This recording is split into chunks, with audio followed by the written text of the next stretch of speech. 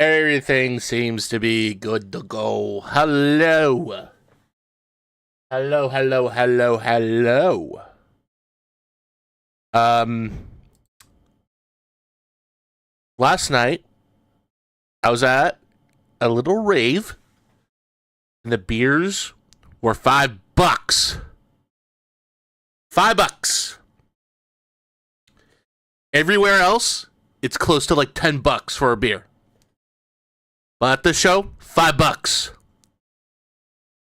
I wish that we could do more music venues that sell beers at least $5. It would be great. It would be great. So we are back. Rare Sunday stream. Very rare Sunday stream. Mostly because your boy is taking a day off. Need a rest from doing like 15 days of work in a span of almost a month. I need like one day off so that I can sleep, replenish, get everything on the roll, be sober for a little bit, and do some cool things. We're going to do cool things today, chat. We're going to do cool things today. Very cool things, indeed. Right. Oh, shit. I went over my time here. So then again, 5, 4, 3, 2, 1, and hi. Hi. Hi. Hi. Hi. Hi. So a lot has happened recently. Today's just gonna be a little just chatting stream. No funny business, no anything, no nothing. We're just gonna do some little funny stuff. I mean, let me check in on that follower account right now. We are at 188 followers. We are now 12 followers away from 200 followers. 12 away. 12 freaking away. Isn't that amazing?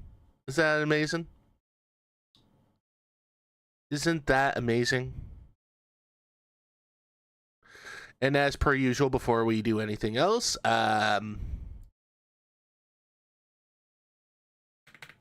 if you enjoy this game, consider donating to my throne for the PC. Let me see if I didn't spell any. No spelling errors. That's good. No spelling errors.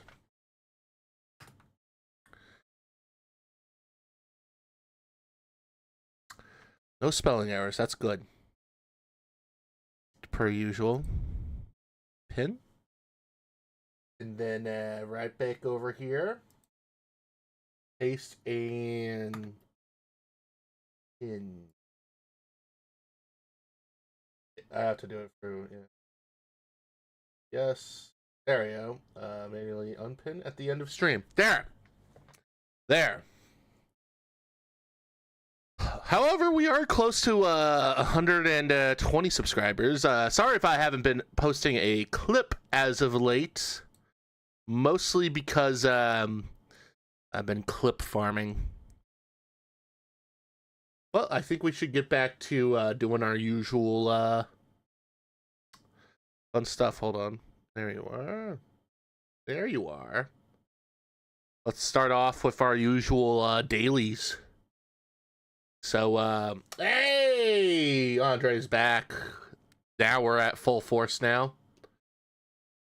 Alright, as per usual with Wordle, the good old penis.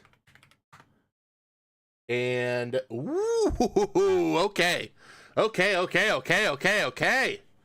always penis and watch. And we got off to a pretty strong start right here. EN. Okay, let me try senses maybe. Ooh, okay. I'm trying to be here as I'm going out with fam. God damn it. That's fine. There's always going to be somebody that'll come across these streams. All right. That's okay, though. That's okay. I haven't seen much of other viewers as of late, but that's okay, too. All right. We did okay, it isn't senses. Even though, wait a minute. If the E is highlighted... Oh, I get it now, because the other E is at the end. Okay, I think it can't now. It can't, the N can't be in that second letter. I think it's in the third one. Is it, will you see yet? Okay. Is it seen? Ah! Oh my god, it's this conundrum again. Is it a scone by any chance? Hey, I got it. I got it. See, aren't I a smart duck? And can I just say that I am a smart duck? Oh shit. Wait a minute. Oh, this is the newest one. Okay. Oh jeez. Looks like space. There's this thing right there that is like a hint.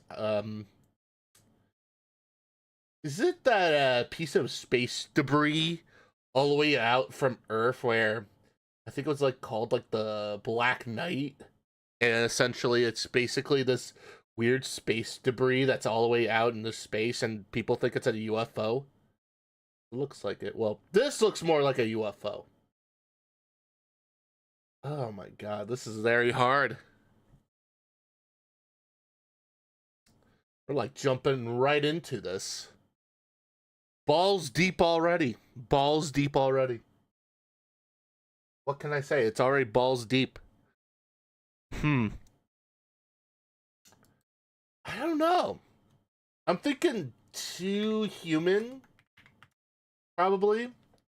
The game that was in development hell at Silicon Knights and they just couldn't break even. No, it is not. Oh, wait a minute. Is it the Outer Wilds?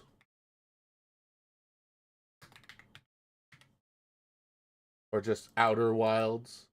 No, it is not. Oh! PC. Homeworld, I guess? Homeworld 3? Is it Homeworld 3? No, it is not, but it's a real-time strategy game. God damn it. I hate this. God damn it. There was, I think I know the name here. I think I know the name. Elite Dangerous. Is it Elite Dangerous? Elite Dangerous. It is not. Oh, it's 2008. Okay, I don't know this one. I say we skip. Sins of a Solar Empire. Alright. I do not know that one. Wow, 2 failures in a row. That's sad. Alright, let's see here. Ooh. Is this Smash? Smash. Let's see. Let's look through here. Super Smash Bros. Melee. I would rather say, actually, Super Smash.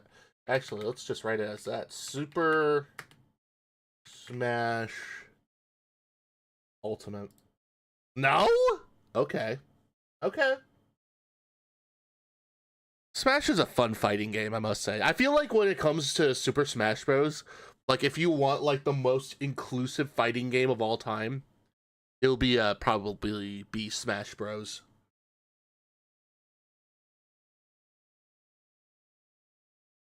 This art style.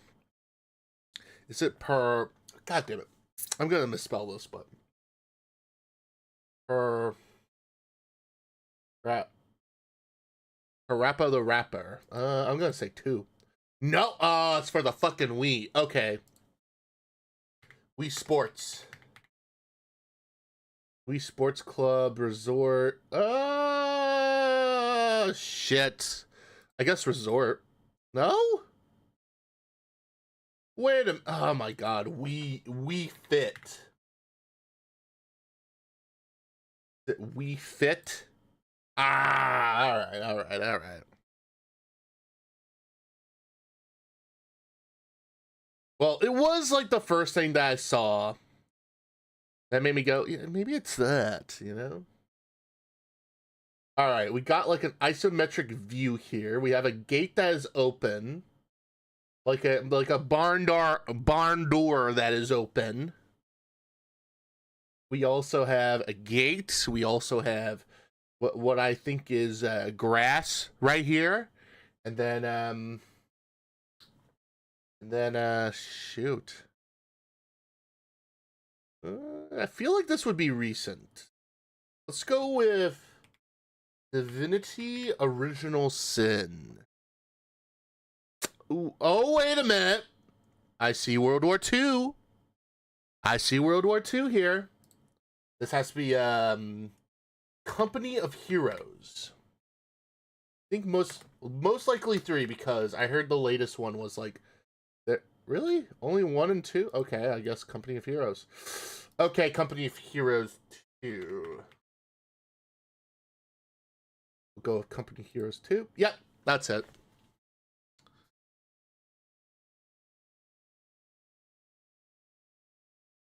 Never played Companies of Heroes. Like, I wouldn't mind trying out like a World War II based strategy game. That looks kind of fun, I think, in my personal opinion. That's a little bit violent. I like that. I like that a lot. I wouldn't mind giving that game a try. For funsies' sake. And then I can be like a little war general with a helmet on, you know? I like the art style. Is it Chalice? No, it is not. Okay. Ooh, 94. Ooh, is it? Actually, let me think here for a moment. It's not faster than light. I see that there's a spaceship here. Let's try Undertale. We gotta do Undertale as a stream one of these days. No? PCs and Switch. Is it Val? Hala? God damn it. Oh wait. Where's that it looks like that bar drinking game maybe. Most likely. I don't see it here, but I think it's like based like this. No? Not that bartending game? I don't know this one though. I want to be the... Oh no. Don't think so. I don't know this one. Yeah, I really do not know this one. What is it? Oh, there's a bunch of furries in this one. Well, I don't know it. Cobalt Core. Okay. Sadly, that streak went to an end. That is a total of 1, 2, 3, 4, 5, 6, 7. Okay, what's my longest streak? Wow, 7 was like my longest streak. That's pain. Ooh, I like the ocean here. Very clean, modest. It looks nice. But looks very modern, though. It looks more towards 2024 than anything else. You know what? Ooh. Wait, too long. God damn it. Too long. Oh, come on. You, yeah. Is it this one? No. Ooh. 58. God damn. What game is this if it's like at 58? Gotta be such a shitty ass game if it's 58. Oh no, wait a minute. That looks familiar. Is this oh, it can't be Assassin's Creed Black Flag again. Or no wait, Skull and Bones, I guess. Skulls and Crossbones, I guess. Yeah, okay, what the fuck? Okay. I think it's just called Skull and Bones. Skull and Bones. Yeah. The first quadruple A video game of all time. And it's like the shittiest pirate game to ever exist in human history. For the record, do not play that game. Just play Assassin's Creed Black Flag. It's where it was inspired from. I'm getting there. Ooh, I like this low poly look right here. I like the low poly look.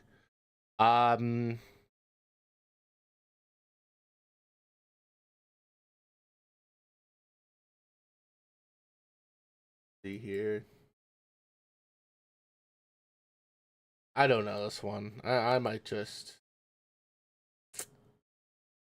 Is this the OG version of Civilization, maybe? Is this the OG version? No, it is not. Bullfrog? I don't know it. Populous. Okay, fair enough. Well, that's a failure. Ooh. Okay. 2D, most likely a story game. Does it involve Monkey Island by any chance? I knew it! Oh, man. I was so good on that one. So good. I was so good on that one. Absolutely good. Holy shit.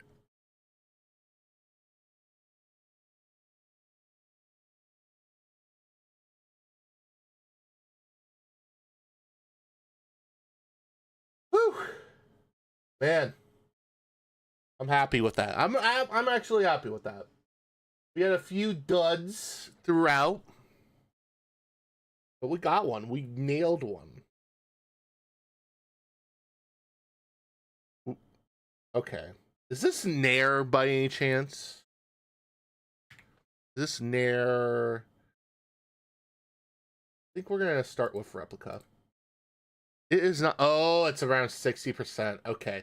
So no one has played this game ever in their entire life. Okay. Yeah,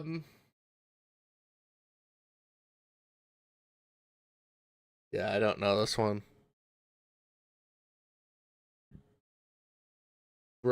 Dragon Guard. What the fuck? I don't know that one. Sag. Like I only know like indie titles, triple A's and all, not the weeb stuff. Okay, I see this dude crouching. I see a flag in the background. Like like somewhere in the 2000s or early 2010s here. I'm gonna take a wild guess that this is another Assassin's Creed game. I don't think it will be in a cave if it's 3. If it's 3, here's the thing with Assassin's Creed 3. Assassin's Creed 3 would be in Assassin's Creed 3 would be most likely and possibly in America. I'm gonna go with Mirage. No, it is not. 74%. Okay. So this is evidently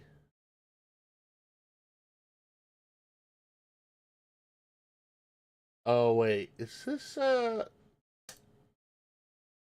Middle Earth? Middle Earth Shadow of Mordor. Oh, it is Middle Earth. Okay, so it is related to Middle Earth. What's the next one? Shadow of War. There we go. That's how you do it. That's how you fucking do it. I knew what that was. The one right there. Oh, I don't like this because it looks all green. However, it does remind me of Metal Gear Solid 2. Sons of Liberty. Or Solid Snake. No, it isn't called Metal Gear 2 Solid Snake. It's Metal Gear Solid 2. Sons of Liberty, yeah. It is not. Okay, but it is 90% though. 90%, and there's a card game. Is this Baltoro?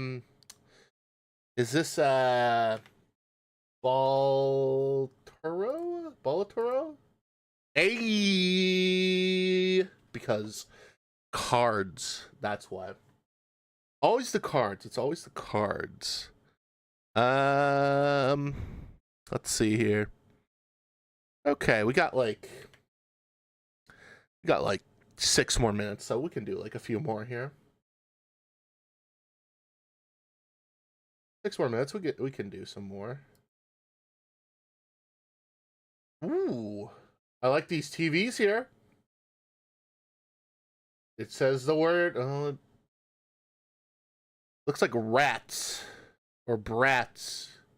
I like the look of this game, though. I really like the PlayStation 1 look. I mean, who doesn't like the PlayStation 1 look? But I don't know this game almost off the bat, though. Let's skip it. Ooh, too old. Oh, this is gonna suck.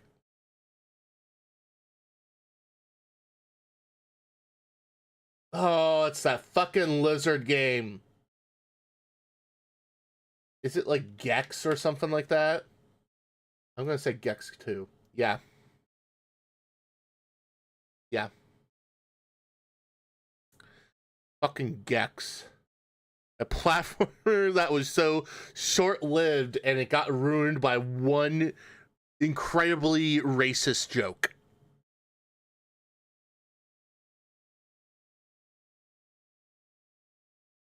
But do I think it's like a... Wait a minute. Oh, I know this one because this is a computer screen. I have this fucking game.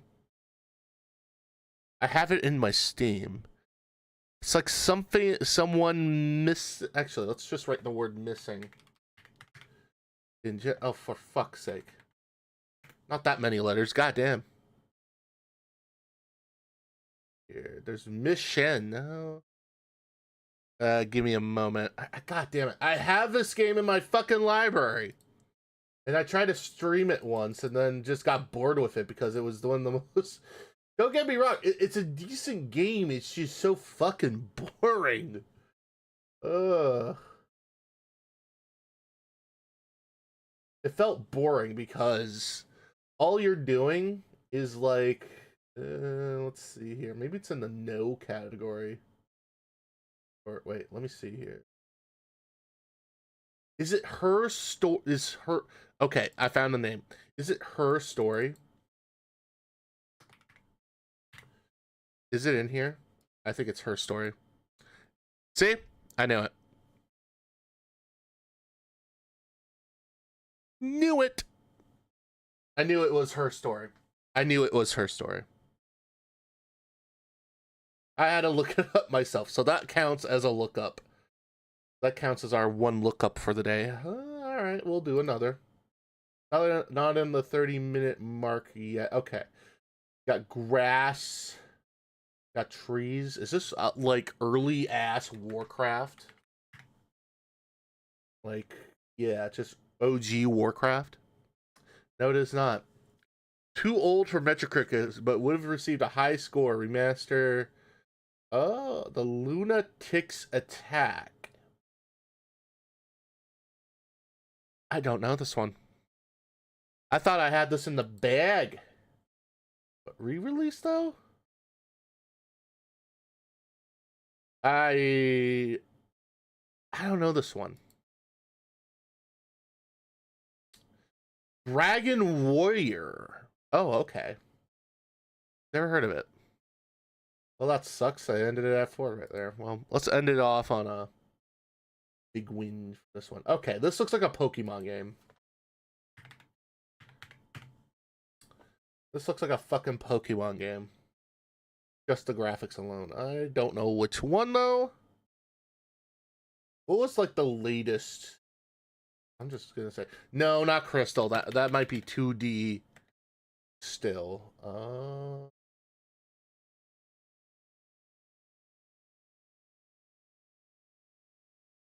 I'm gonna go with this one. No? Okay. Wait a minute. Is it Digimon by any chance? This one? No? Oh, shit. Well, GameCube. You know what? Let's just check it. Oh, wait a minute. Fire Emblem? If it's not Fire Emblem, then I am done. No, it is not. What is it? I have never heard of this game either. Man, I need to brush up on my very weeby games. All right, we gotta do one more here. Gotta finish off strong here. Gotta finish off strong. Rocks. Don't know much. Is this Divinity Original Sin? Sin? No, it's not. Shit. I don't know this one. Unicorn Overlord? For a game that looks incredibly serious as this? Like, Jesus Christ. Alright. I'll Strength Redemption. I don't think I can do a 1-to-1 with that. Anyway. Wait, am I still in my fucking bedroom setup this entire fucking time? God damn it.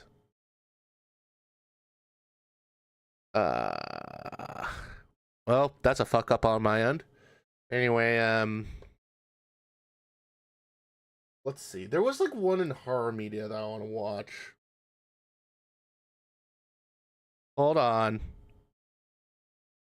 Also, this has to turn the fuck off. I don't know why it does.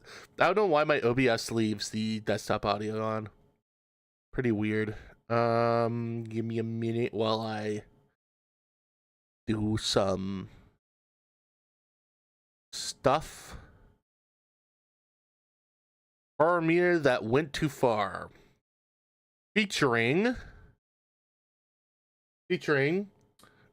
Urban Spook, Playground, The Coffin of Andy and Lily.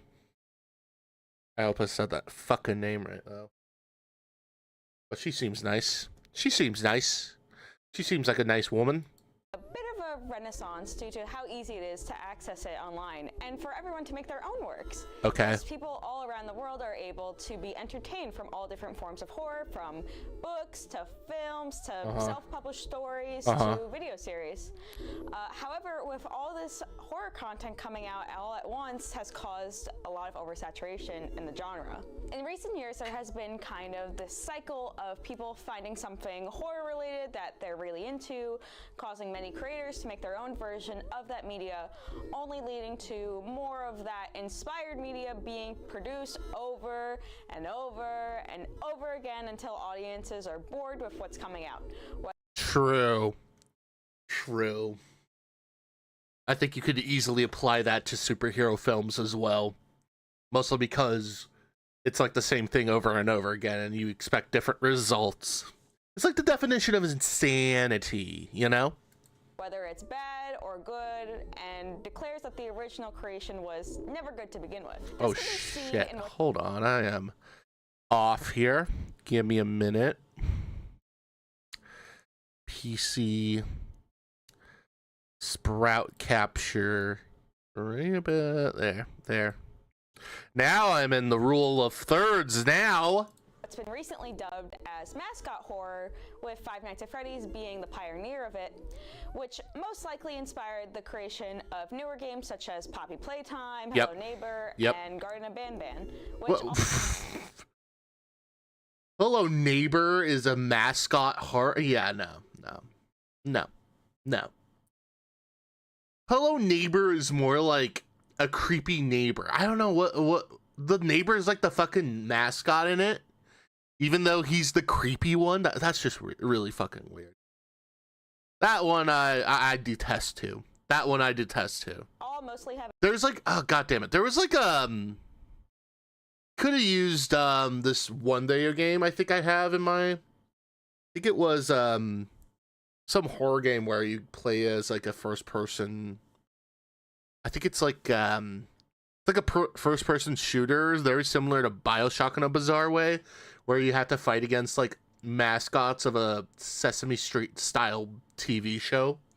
I think that would fit in that perfectly. I feel like that would fit in within the mascot horror thing. Have a negative reception, whether it's because they are broken messes or just so that they can market characters to kids to buy merch for.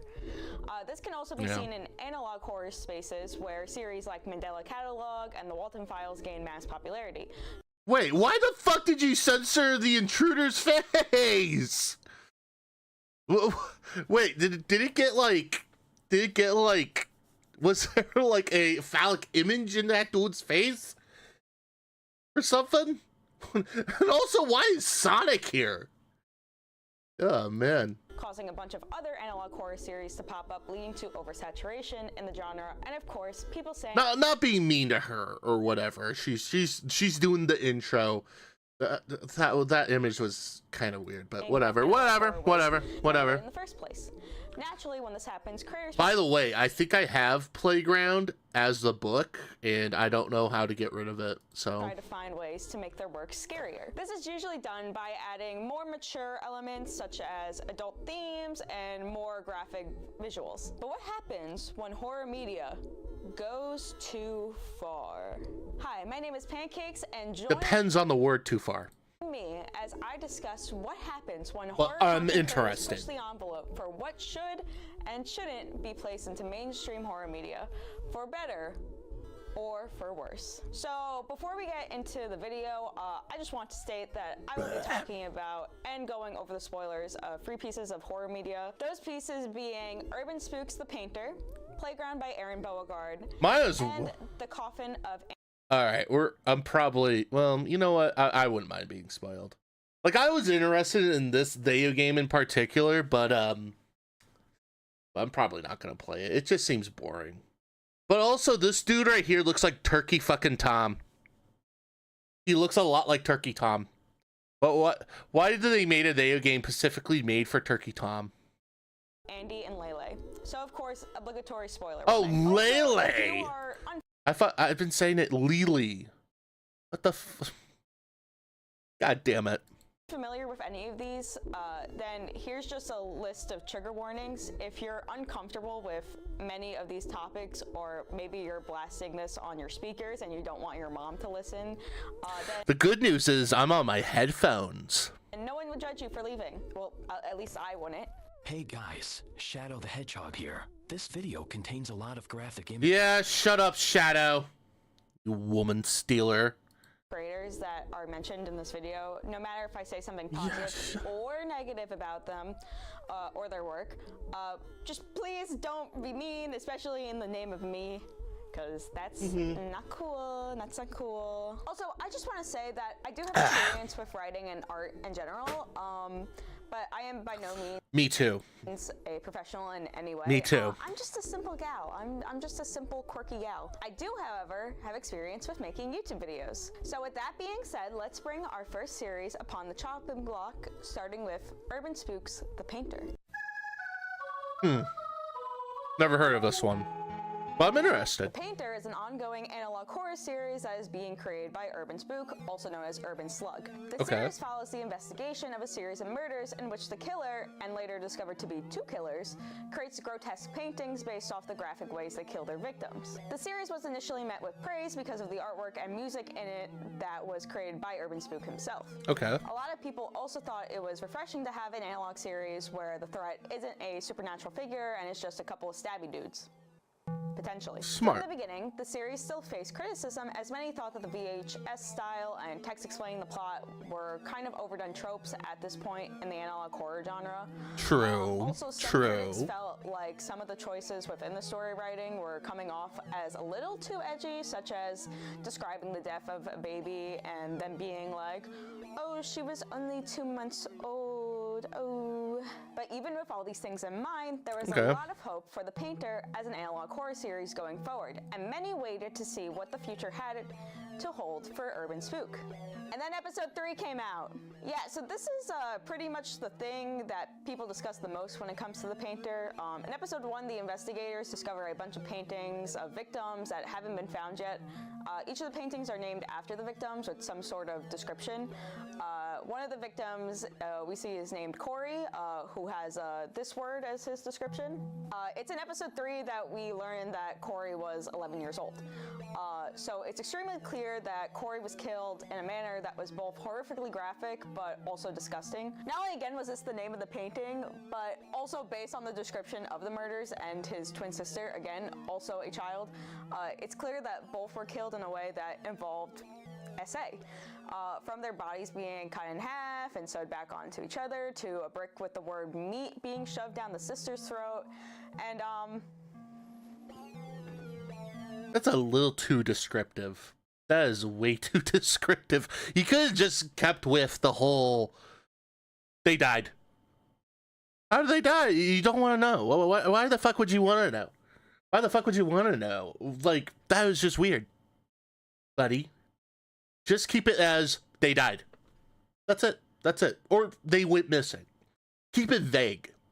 Because if you keep it vague, it's even more terrifying that way.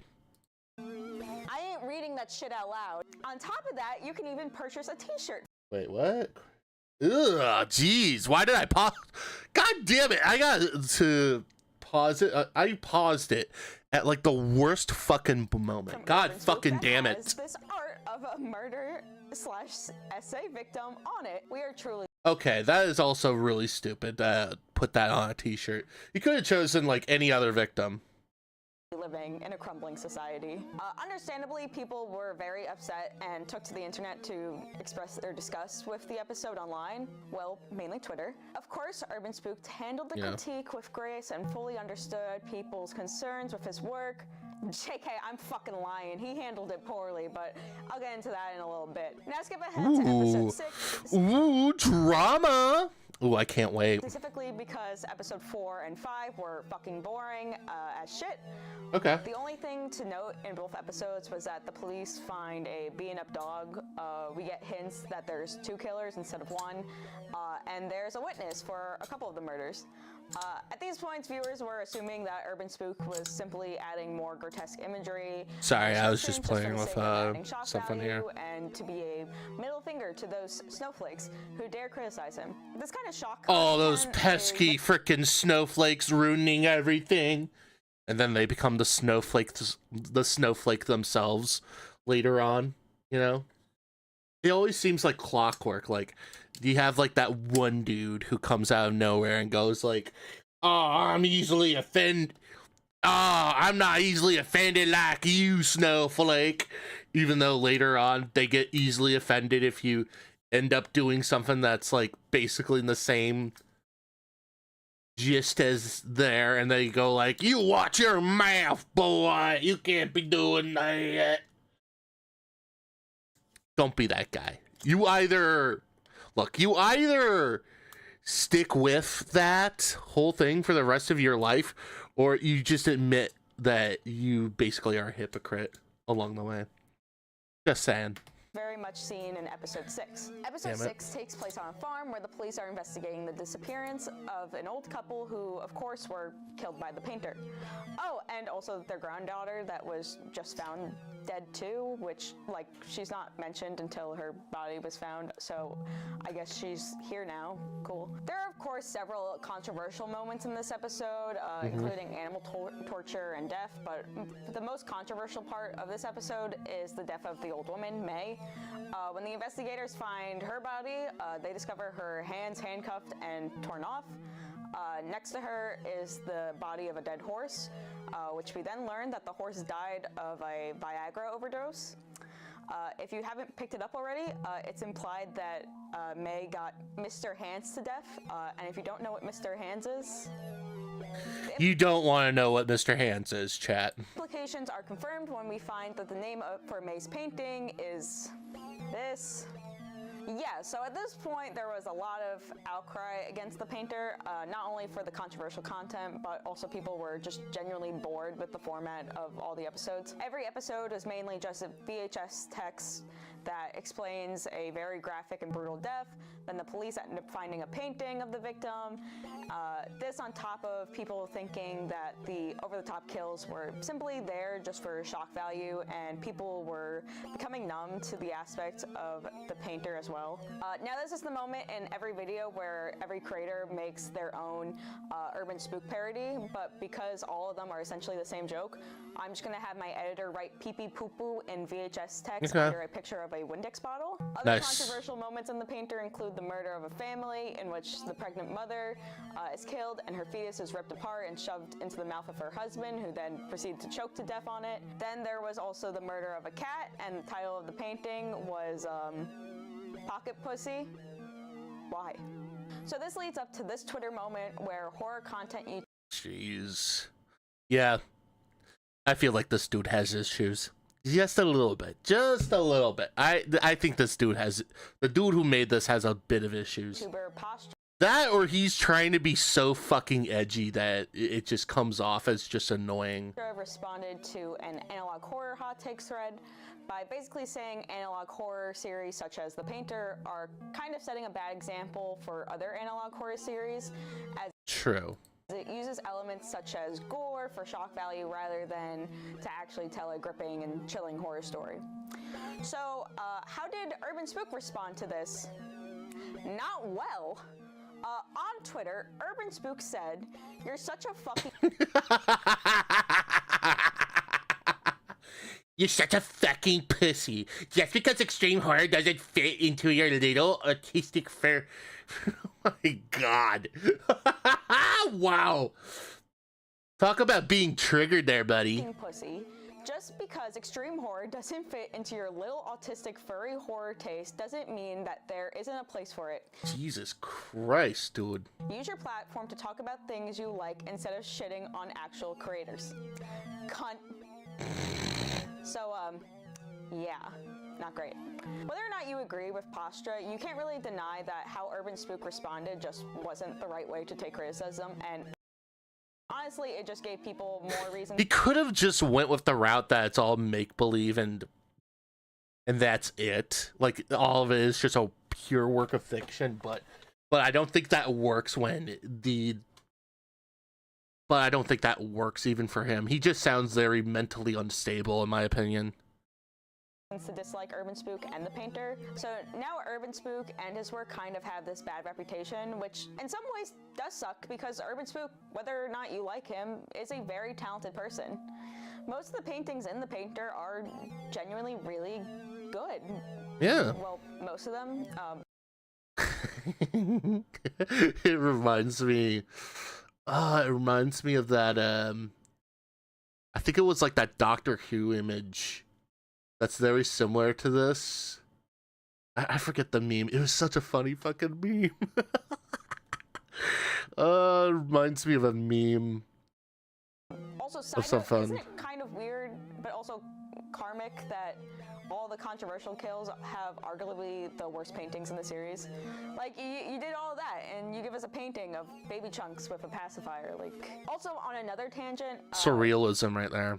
like every single one of his paintings that are in the painting. Not to like defend the guy, but I mean, I don't like this guy anyway, so. He sells on a t-shirt, which not even acknowledging the problem with putting CSA victims on t-shirts to sell, but who's genuinely out there buying every single one of these shirts? Like, these are good paintings, and some of them do make good shirts, but like, yeah. Do you really want to explain to someone what you're wearing? Ah, yes, the painting on my shirt. Well, it's one of my favorite pieces titled, There's only like one t-shirt I want to see. I think it was from like, you know what? Let me see if I can search this up. Let me find it.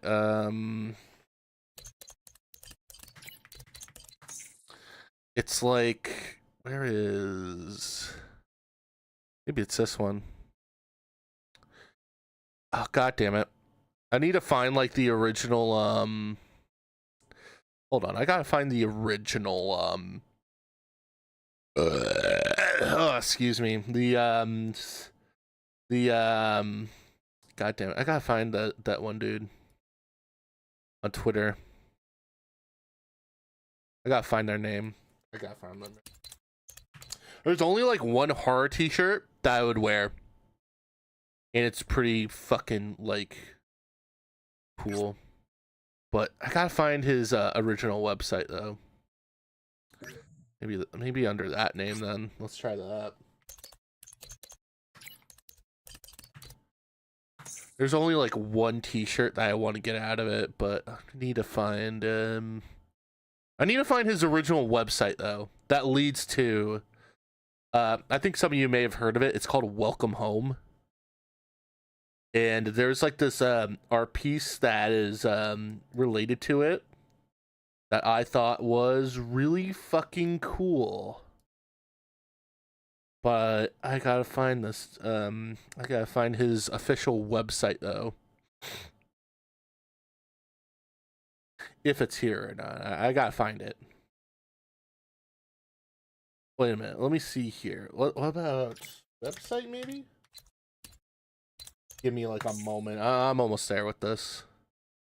No, I don't want the Reddit. God damn it. Did they really just... Ooh, wait a minute. I think I'm getting close here, chat. Never mind. Never mind. That's like a Halloween related thing. Where was the... Oh, maybe it's this one. Let's try this one then. Oh, wait a minute. Let me see if I could just copy this and this, and this. What? It's gone? Ah, son of a bitch. There was like there was a painting for it though that was really good. That's related to Welcome Home, and basically it's like a. How do I? Okay, wait a minute. Wait. No, this isn't it. Never mind. And it's also unsecure, so there most likely is a virus right there. All right, I give up. To kind of explain it, well, there was like a painting on the Welcome Home ARG where essentially it is basically it's like this girl holding a hammer and she's like, and then like right in front of it is like one of the characters of Welcome Home, and it's like probably one of the most badass fucking like paintings I ever seen from Clown shaped coffin, and they made like probably the coolest piece I ever seen. Sadly though, I can't find this painting for it. I can't find this painting. It sucks. It really fucking sucks because it would have been great as a t-shirt. Maybe a bootleg t-shirt, but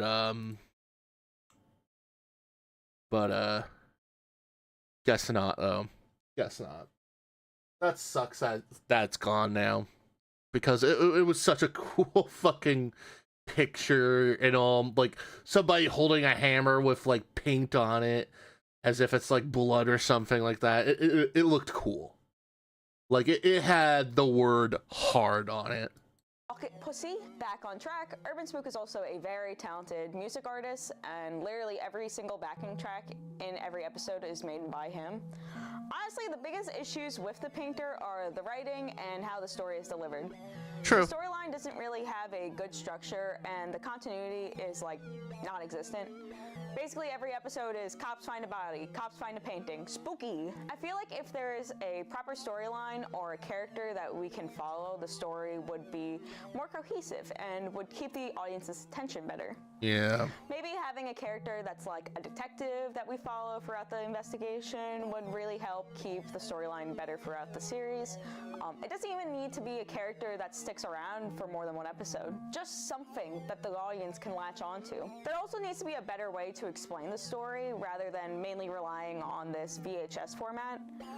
I think footage of the investigation would be really interesting and could actually be a gripping part of the series. But to give Urban Spook some credit, he has been doing some things that enhance the story. In one of the more recent stories, there was a phone call between a 911 dispatcher and one of the victims as she's murdered. The voice acting is genuinely really good here, and I think the sound effects of the door the victim was hiding behind being broken down by the killers using a power drill is just really chilling. Overall, just a really good addition. In the most recent episode, we actually see movement of the two killers on a home security camera. Normally, I don't like when the killers are shown because it gets rid of some of the mystery, but this gets a pass for me because it's actually hand animated by Urban Spook, and it does look really cool. As for the controversial aspects of Urban Spook, listen, I'm not here to tell people what they should and shouldn't put in their works, but I feel like you need to justify within your work why things like SA or CSA should be there. And yes, I'm aware of stuff like the crimes in The Painter happen in real life, but that doesn't necessarily justify putting that kind of material into a work of fiction. If you want to put edgy or overly violent content into your work, you need to have some justification in your work, like some form of message or awareness you're trying to get across. Because otherwise, doing shit like killing off babies in a brutal fashion just comes off as Urban Spook being like, ooh, I killed off a baby, I'm so extreme. The Painter is an extremely flawed and underwhelming analog horror series that's held back by its poor writing and the format structure, as well as the overuse of grotesque content that— It sounds like that too. And even just, it's just like event. What it should be is something, and she's right though, it needs to be like all together. Like even my like example of Welcome Home, there's like a sense of a bit of a story behind it, and also the mystery and the intriguing mystery behind it as well.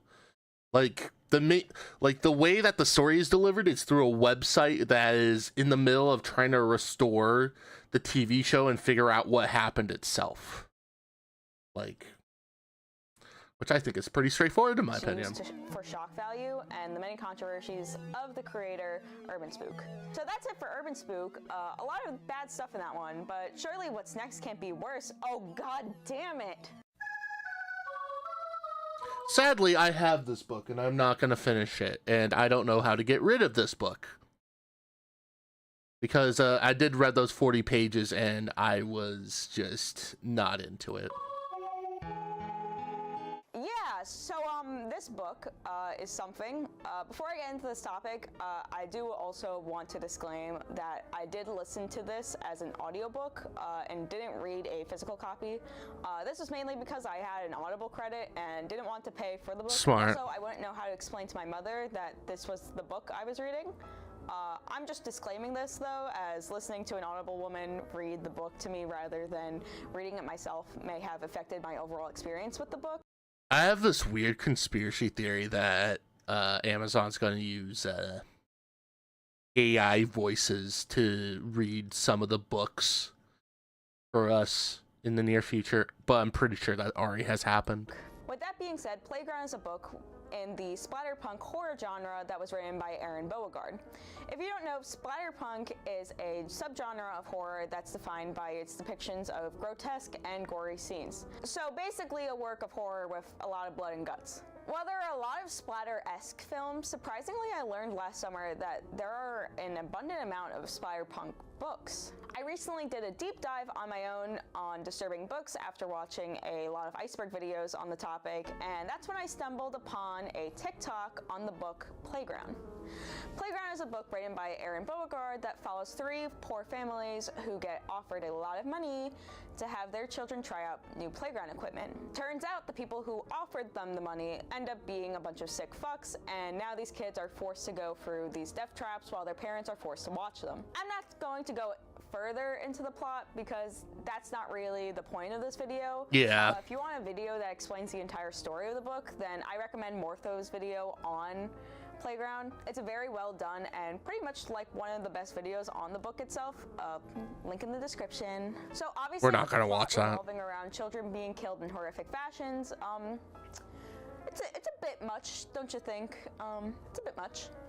And they don't just die. Their deaths are brutal and graphically detailed. Like I mentioned, the kids are put into death traps that are based off popular playground equipment and games.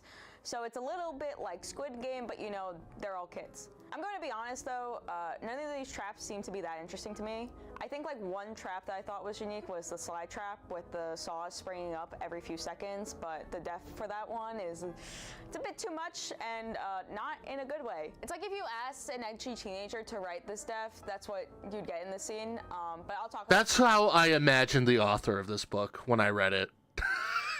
Like this has to be like some, like I think of that South Park episode where all the kids from South Park wrote this book that's basically almost like similar to Playground, but instead it's about like these very disgusting things that happened within the book, but then they blame Butters on it.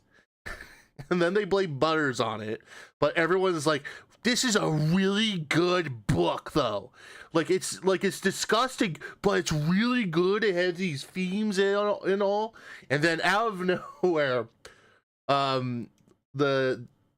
nowhere, Butters was like forced to write a sequel, but the sequel of it was like similar to like, you know, it's a good fucking episode. That's how I imagine who wrote Playground is, in my personal opinion, I think has like a mind of a teenager. About that later, but yeah, none of the other traps were. But it reminds me of that South Park episode so much right after I read that, because it's like they came up with like the most sick and demented things just to put on paper, but then they are like, wow, it's just so good though, which I feel like if you read this book you'll be like, oh yeah, it's like that.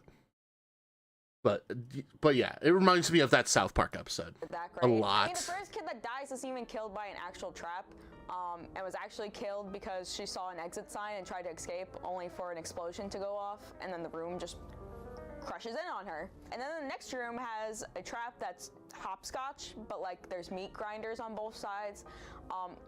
I just feel like this one is fucking stupid because like, what's stopping the kids from just walking to the other side instead of like having to play hopscotch? I mean, like maybe I'm fucking stupid and I'm just like not remembering this book at all, but like, you know, like I don't know if it was like on a fucking balance beam or like whatever, and that's where the kids had to fucking actually play it. But I'm like, what's that? Like I would just walk ahead. That's what I fucking did in real hopscotch. I didn't fucking try playing hopscotch. Are you fucking kidding me? Yeah. Hopscotch. Like I get these are like scared kids, but like shit, I would just walked across like it was a fucking normal day. Another thing is that there's too many instances where the writer just keeps repeating aspects of traps. Like there's too many traps that use crushing ceilings or snakes to make sure the kids like keep moving. Like don't even get me started on the amount of bottomless dark pits this place has. Like who's making these? Who the fuck's making this place? The author tries to explain how these traps are made by the side villain who's I mean like an actual Nazi scientist, like for real. Which I guess being able to make some of the engineering behind some of the traps makes sense, but like, how the fuck you make these bottomless trap pits? Like, what, you download the Tekkit mod and just use the quarry and to make all these holes? Like, what the fuck you do? Also, like, what am I supposed to feel when one of these kids dies? Like, yeah, they die and it's brutal and it sucks that they're kids and they're dying, but like, we barely know these kids before they're all thrown into a fucking wood chipper. I wasn't even attached to any of these characters except for like maybe like CJ, just because he was a good kid, but like that's fucking it. And then you got like Isaac, and I think I only liked him because the narrator lady gave him this like nasally nerd voice, and I just thought it was funny. I feel like if there were more moments that humanize and characterize the kids more, I would have been more upset and horrified by their deaths. Maybe if there was a scene where two of the kids were just talking and one of them's like, hey, what's your favorite dinosaur? And the other kid's like, I like plesiosaurs. And then I could be like, wow, I like plesiosaurs too. So then when that kid dies, I could be like, no, he fucking loved plesiosaurs. So like I mentioned, the deaths are fucking over the top. Probably the most graphic death is Sadie's. Basically it's during the slide trap, and like I said, it's like every 5 seconds, like a saw pops up from the slide, right? So you go down the slide, and it's like, if you go down at the wrong time, this fucking saw fucking kaputs you. So Isaac, who's like the really smart kid, he like figures out the timing of the trap by like taking off his shoe and his belt and then just sliding it down the slide and counting the seconds, right? So everyone's going down the slide, right? And then Sadie's there, and Sadie's like this like little 7-year-old, and behind Sadie is fucking Bobby. Bobby is 13, he's a little bitch. Fuck Bobby. All my homies hate Bobby. And Bobby's like, go down the fucking slide, and she's not fucking going down because she's 7, she's fucking scared. And then of course the fucking platform behind them is rising. Wait. Before we continue, let me guess. Bobby pushed her down, and then she died. Is that what's gonna happen? And guess what's there? Fucking snakes. So Bobby's whole fucking story arc is that his dad, Greg, which Greg's also a piece of shit, but you know, whatever. You know, Bobby and Greg are like at each other's throats because Greg likes CJ more, and CJ's his brother. And then, you know, and Bobby's like, Bobby doesn't want to do sports, and that's why his dad doesn't like him. Bobby doesn't want to do sports. Bobby wants to skateboard.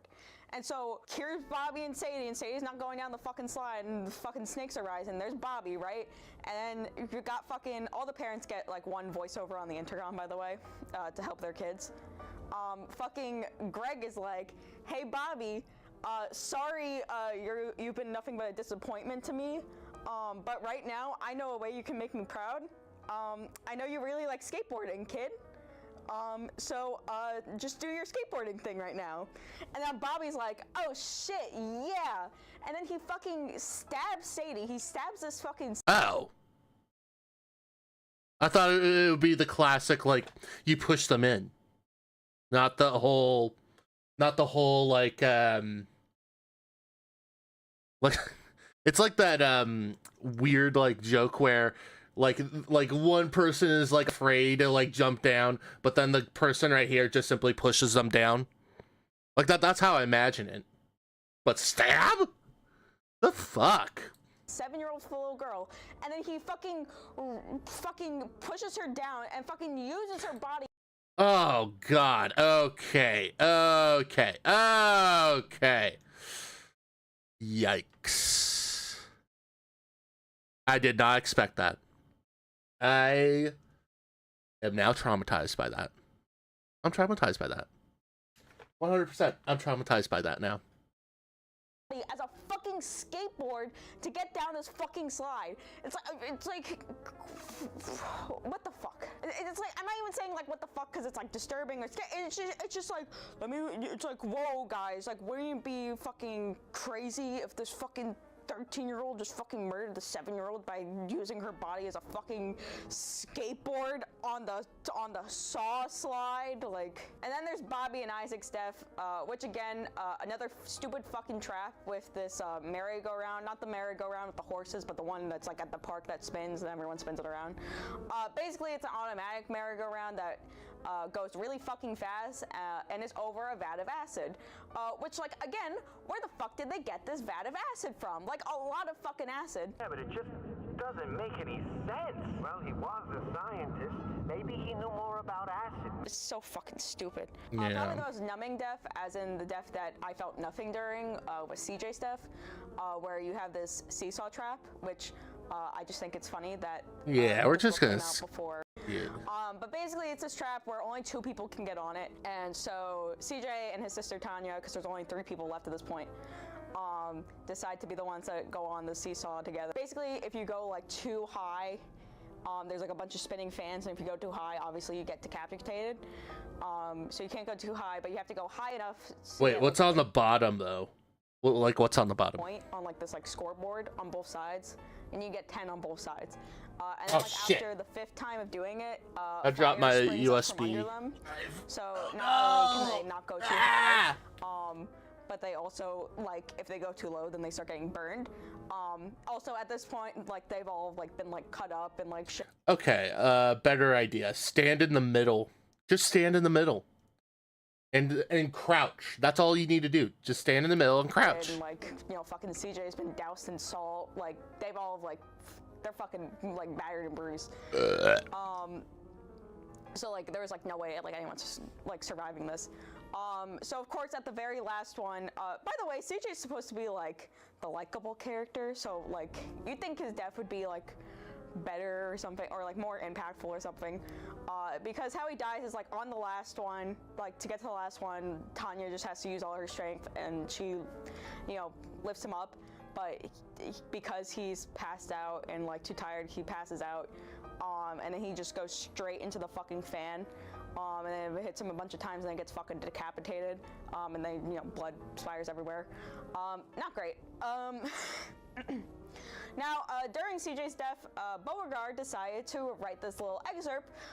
Mind you, this is paraphrased because I can't be bothered. Also, I can't quote it because it's a fucking audiobook. But to paraphrase, CJ became the embodiment of his favorite fruit snacks, Gushers. A snack he will never enjoy. Jesus fucking Christ! You know how everyone spams those TikToks that are like, most people don't get past page 40. Well, you wanna know what's on fucking page 40?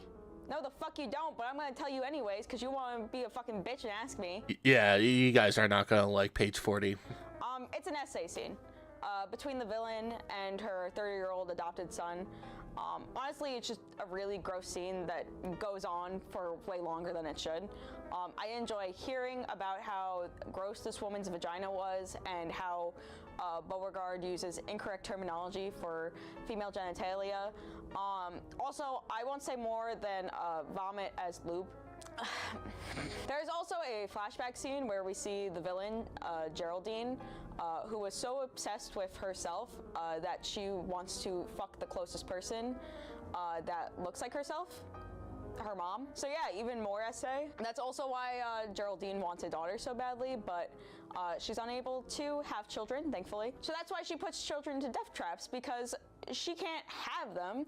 And she wants to watch the parents suffer, so she fucking just kills off kids. Also, at one point, Geraldine ate her mom's Yeah, food. let's skip a little bit I will say ahead. that there are times where I was invested when the kids were trying to solve a trap. Also, like Urban Spook, the playground also has a bunch of well-done illustrations sprinkled throughout the book, mainly used to depict each of the kids' death. I will say there are some inconsistencies with the art and the writing, such as the book saying Kip fell into the meat grinder head first, but the illustration shows him falling legs first. Also, I think it's funny that Isaac's glasses managed to stay on while he had some. If there was some message in this book, like maybe something about the rich hurting the poor and this affects the children the most and how most impoverished children don't make it, it would have been so easy and would have justified some of the controversial stuff in the book. Again, some. Also, some subtlety like would have been nice. Like, Yeah. I started listening to the Jurassic Park audiobook after listening to this, and I got to the scene where the compies ate that baby, and I gotta say, that is a very well done scene. It was chilling, it was horrifying, but it was also subtle. That, or I'm just desensitized at this point. I'd be surprised. Playground by Aaron Beauregard had a lot of potential, but focused too much on gore and shock value to make a book that's worth your time. Now, surely our last topic isn't going to be as disgusting, right? Oh.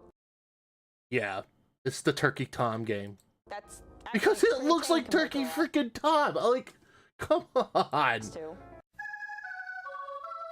But this one is kind of like a toss-up game that I do want to play, but chances are I'm probably not going to play it.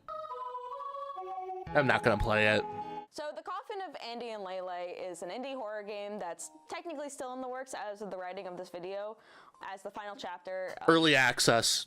is yet to release. Also, heads up, I didn't play this game myself. I just watched a Let's Play on it. The story of the game follows a brother and a sister, Andrew and Ashley, that are quarantined in their apartment building after a parasite outbreak in the water supply. As the two slowly starve, they decide to break into their neighbor's apartment, only to discover that their neighbor died while trying to summon a demon. This, of course, leads the siblings to cannibalism, murder, demonic rituals, and then breaking out of their apartment complex. The two later discovered that their apartment building was destroyed with no survivors, and now the pair are on the run from a mysterious assassin, as the two were meant to die. Now, that all seems relatively tame, so what else is there that makes this game controversial? Well, we see throughout the game that Andrew and Ashley have an extremely toxic relationship. Due to their childhoods, Ashley is extremely possessive over Andrew, making sure all of his relationships fail, whether it's harassing his girlfriends until they dump him, or even killing a girl as kids just because she expressed interest in Andrew. Andrew, on the other hand, is a pushover who wants to protect Ashley, but is also tired of doing what Ashley wants, while also recognizing that Ashley is the only one he can find comfort with due to their childhood experiences. So there's a psychological element that... So two deadbeats that basically hate each other. Being played out between Andrew and Ashley. Jesus especially Christ. as the player gets to decide if they will have the siblings cooperate with one another or have the two begin to distrust one another.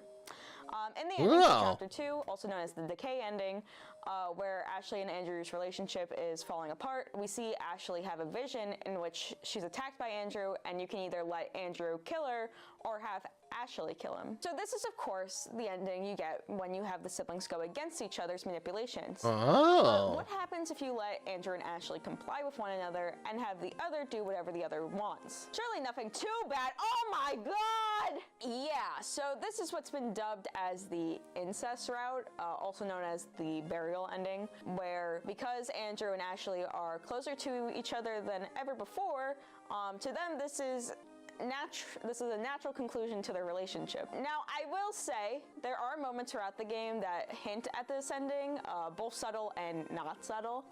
Especially in scenes where Ashley makes sex jokes at the expense of Andrew. Those moments are definitely off-putting, but you would never think or want to think that this is the possible ending in this game. Now, I will say it's hinted at this being the bad ending, as neither Andrew or Ashley grow from their past and just accept their most toxic traits. Effectively becoming... Yeah, like, add like a third route to this game, I think. Add like a third route where basically these two finally come to terms with who they are, and then they finally realize who they are themselves, and then they both can just move on in their own separate paths, but then they'll come back again as like normal fucking people. Like, add like a third path. Like, the two paths here are just dark in and of itself. Worst people. Though neither ending really offers much hope for the siblings anyway. So obviously this drew in a lot of negative buzz online. I'll give the game some credit before getting into the backlash. Well, first off, Yeah, true. Because, you know, this game has a great art style, the gameplay looks pretty interesting, but at the same time, though, I think they could have just added like a third secret ending where basically these two kind of just realize what they were doing. It'll be interesting. And yeah, this game is basically still in the works. Fuck. What the fuck? It looks like I gave her a beak. I gave her a beak. Oh my god, this is funny. This is funny. Wait, let me look at this. Let me look at my phone here. Come on, Andrew. We got to go kill the next door neighbor. They're annoying us. Well, I didn't line my head up right, but hey, whatever, you know.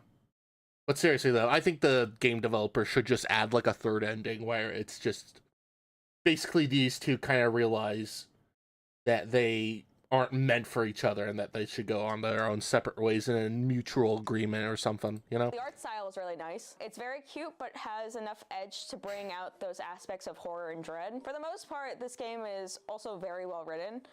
Andrew and Ashley's relationship, as previously mentioned, is extremely toxic, and you can really get that vibe in every scene of theirs. Whether it's Ashley's threats or accusations against Andrew, or Andrew using Ashley's obsession with him to get what he wants, or both of them using their childhood nicknames to manipulate each other. It's a pretty accurate interpretation of what a toxic relationship could look like. Now, because of the burial ending, many people turn against this game as it's being dubbed the incest game, which is understandable to some degree, especially if this is the only thing you've seen from this game.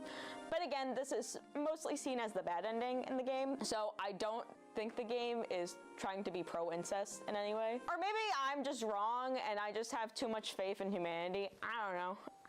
Now, because the creator of the game didn't make a statement on her stance of the burial ending and was kind of poking fun of those who were against her game, this caused the creator of the game to be doxxed, and eventually she gave her development over to a different company. Whether or not you are against the burial route in the coffin of Andy and Lele, it's never okay to dox someone, no matter what. I will say, however, it's completely awful that this game has brought out a lot of weird and creepy crowds of pro-incesters who just fetishize this game. Of course, this is completely gross, and honestly, that's been my biggest problem with all three of these guys. Again, people can make whatever the hell they want, but when you start giving creepy and dangerous people a safe space to voice their grossest desires without voicing against them, then that's when I have a problem. And it's all because some writers didn't want to take the time to delve deep into their horror writing and relied on cheap shock value just to get a quick reaction out of the audience. And is this really what you want to be known? Why she's talking about incest? Oh, hey Christian, what's up? She's talking about a video game. I gotta find the title of it. There you are, The Coffin of Andy and Lele. Because one of the routes involves like basically the two of them, basically romancing. But personally though, I'm of the equation that for the game developer to add like a third ending where it's basically more neutral, where the two of them kind of finally figured out that they're toxic for each other and they decided to split and go their separate ways. You know? Like, as a suggestion, you know? Now, where was I? Here we are. Just to get a quick reaction out of the audience. And I hope that, like, kind of is straightforward right there, personally, because I think that would have been the better... Actually, every video game should have at least, like, one decently good ending, like, where it's the great good ending where, you know, it makes sense, you know? But, you know, unless it's like Fear and Hunger, where Fear and Hunger, you're supposed to have, like, a very disappointing ending to the entire thing. Oh, shit. Is this, hold on. Okay. Oh, that's why I paused. What the fuck is wrong with my YouTube stream? But yeah, I think that's just my point of view. You want to be known for. But thank God you came in at like the most perfect time though, because you missed out on one disturbing ass ARG. Because I'm telling you that's all these three will be remembered for. Urban Spook and the Painter will only be remembered for the stuff of Corey. Playground is only going to be remembered for page 40. And the Coffin of Andy and Lele will only be remembered for its burial ending. All because all three decided to, at one point, rely on shock value, which ironically loses its shock once you use it too much, and once you're no longer getting your audience to react, then you'll have no value. Oh good, don't need my data to be run. Yeah. You have nothing. My name is Pancakes. Yeah, we're done here. Yeah, let me see here. Let me see. Damn. Secret Base made an MVP of Pablo Sanchez, a video game character in Backyard series. Interesting. Yeah. Let me see here. Let me check what Ruben Sims started a war. Well, since you're here, let me show you a TikTok I recently found. as of lately that that I am baffled by to this day. Very baffled by. And then I'll show you another TikTok I found recently. There we go. So Queso just banned me from talking in his chat. So I have come up with the offer for you to unban me, Queso. If you unban me, I will give you 12,000 Mr. Beast chocolate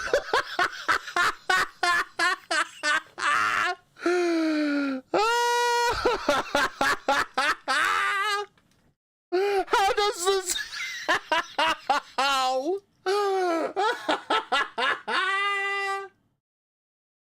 Oh my god. Okay, should I be worried? No, you're fine, you're fine. But like, how does he even have that many in the first place? Like, how? Like, oh my god. I love the fact he has that many. I know! kidding, there's actually 12,000 of them. Smash like and spread the word. Oh my god. What's even worse was Mr. Beast was getting canceled around this time, so those Feastables, So Queso in my opinion, are technically worthless. banned me from talking. They're in his technically chat, so I have worthless. come up with the offer for you to unban me, Queso. If you unban me, I will give you 12,000. Mr. Beast Feastables, bro. Mr. Beast got canceled. I was told these bars are like shit right now. Mr. Beast chocolate bars. I'm not even kidding. There's Oh actually. my god. But there's so much of it. Oh god damn it. That's like 12,000 of them. Smash like and yeah. I'm still like over my head with this. But also I found this channel recently of this girl who likes to forcibly feed her boyfriend here. Wait, is this hold on. Yes. There we go. I found this one and it's Queso, so you know he loves food. Yeah, well. Yeah, of course. I discovered this TikTok page recently. It's of this lovely lovely woman who... Food, okay? Hey, Wait, I fucked this up. Yeah, hi. I'm gonna make you food, okay? Okay. You made me food last time. I wasn't asking. Uh-oh. I'm not hungry. Ah! So this woman makes these TikToks, and basically this is literally my dream woman. A woman who just literally tells you and forcibly feeds you food. You Yeah. hungry? No. Like, I mean, this meal though is pretty fucking good. Wait, what are you doing? What are you doing? Well, actually, this meal is pretty good. Yeah, I want a wife that randomly and aggressively like goes like, Kaiser, you're hungry. No, I'm not. Yes, you are. I'm making you something good. And then she makes like this banger of a fucking meal right here. I mean, look how banger this meal is. Got some mushrooms, 2 eggs, onions, those, and then obviously soy sauce right there, cooked. But then you add in the egg and then some, obviously some seasoning in there just to make it even better. Obviously, she obviously seasoned it as well. But but you gotta admit though, No. she is a really good cook. Oh shit! Why didn't we see the result? Oh god damn it! Give me a minute. You hungry? But this does look good though. This does look good. Try it. Ooh. Eggs, That was good. green onions, some seasoning. What are you doing? Oh, hot. Is it good? Mm-hmm. Good. Is it good? Mm-hmm. Is it good? Oh, Yay! But seriously though. Yes, what do you want? Oh shit! Why do you have a cast iron pan? I didn't do anything. I didn't do anything. Time it is. What? Oh, it's food time.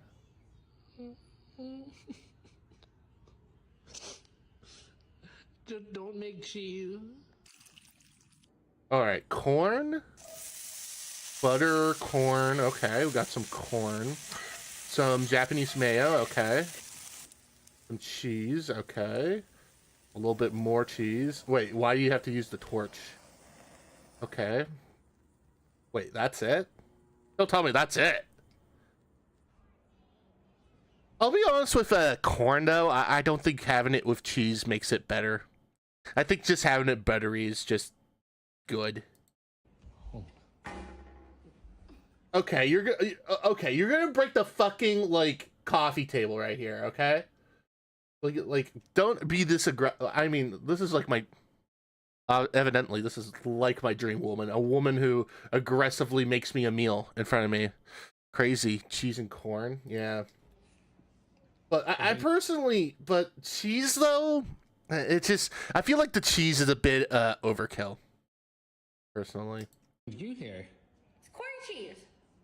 Is it for me? It is for you. I don't like cheese. Silly, everybody likes cheese. No, I really don't like cheese. Okay, okay. Everybody likes cheese. Ah!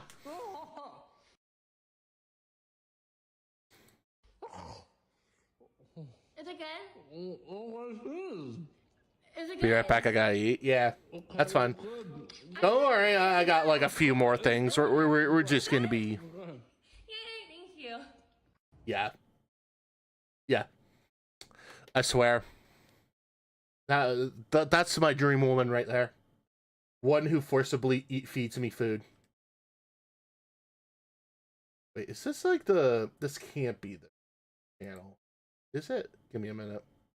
Wait, that is the channel. Oh wait, this is the channel. Oh, okay. I like to feed people. Well, okay. Well.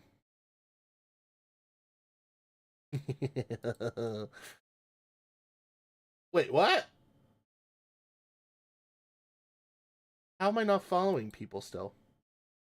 Oh yeah, I keep forgetting to tell people this, but I need to put in a report to TikTok as to why I haven't been getting much views on my TikToks as of lately. What's the one that I need to...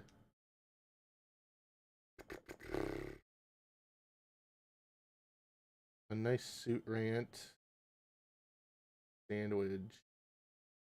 Yeah, give me a moment while I do something here. God damn, how do I get like 200 views but 6 likes? Can I like private this by any chance?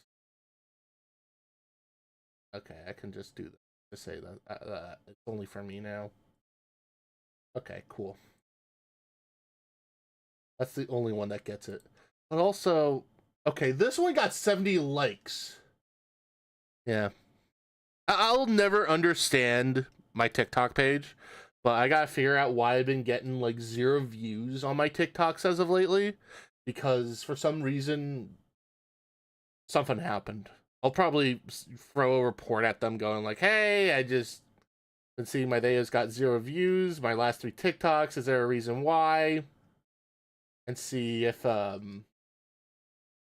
there's like something weird about it. Whoa. Dude. 01100101. Welcome to the pond, buddy. So you're like a code or whatever? Ah, you have Twitch Turbo. Very nice of you. Very nice of you. And yes, hi there. Hi. How's it going? Let me find something stupid to watch here on this glorious Sunday of mine. You have a question. Yes, what is your question? What is your question? You have a question. I see you have a question. Your hand is raised, and you can put down the hand now. What is your question?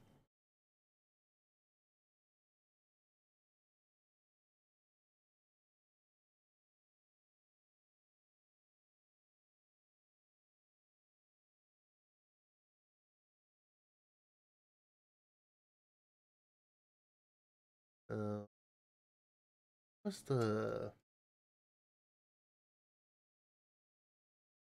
Damn, this question is killing me with anticipation right now.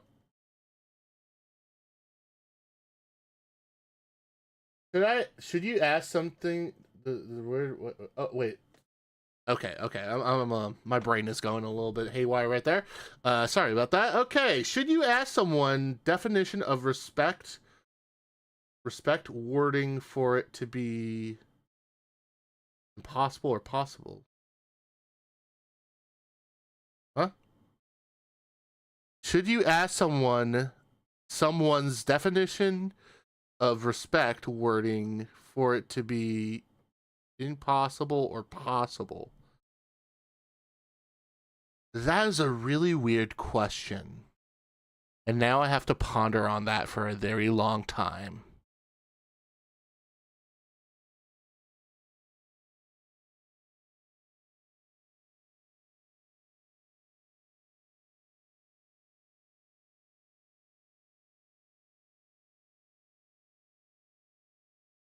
Well, you just simply ask them, what is the definition of respect to you?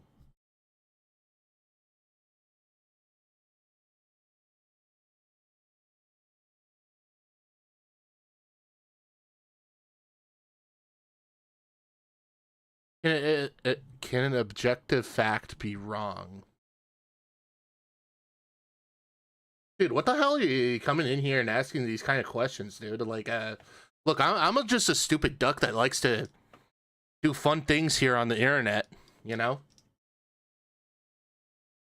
Like, it's kind of a weird question for me to ponder, even, too. Look, the answer for your first question is just simply, what is your definition of respect to you? And that's it.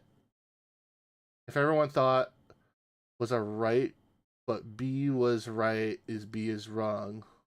Like, I can ask those. Like, just stick with what is the definition of respected.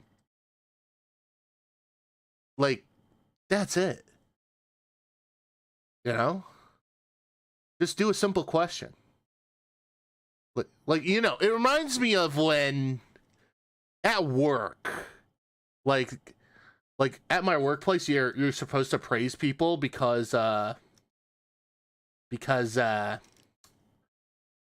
do I explain this without telling what my job is? Let's just say I work with teaching people in this job, even though I have to bring myself to a higher standards. What is Galileo? Wait, spiff and cough? I don't know what those words are.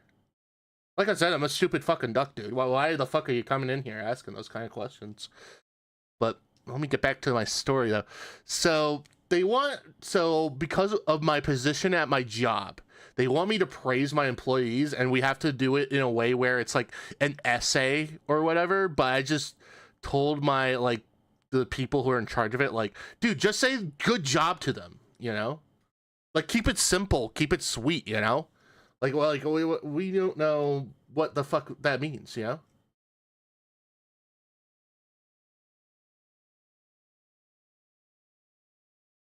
And plus, I can just do a freaking Google search. These are questions based as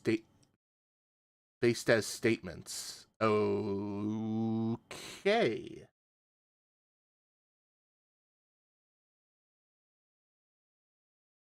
Give me a moment. What the heck?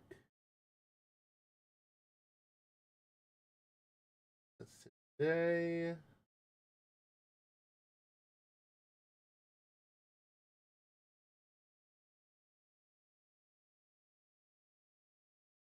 Huh.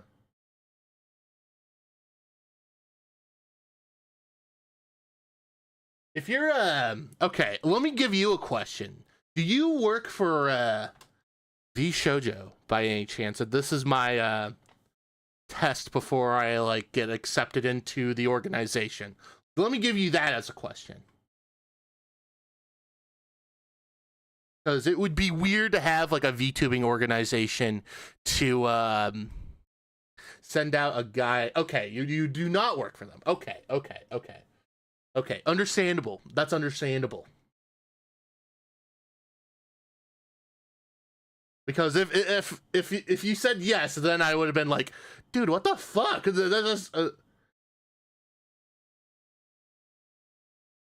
I have streamed, okay, but not for a while. Okay, that's understandable.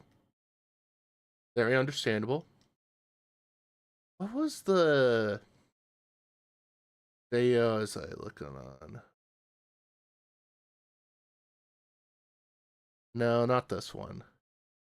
An ignorant guide to Aphex Twin. Ooh, now that's a video that we could watch. For the pharmaceutical industry, the two things that were missing.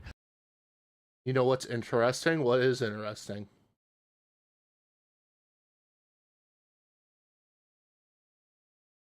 Let me check. I need to check.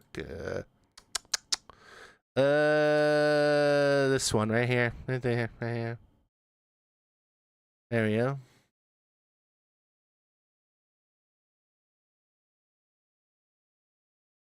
Were one, transparency, and two. Oh yeah, I had to reactivate. I've been banned for telling streamers about streamer circles.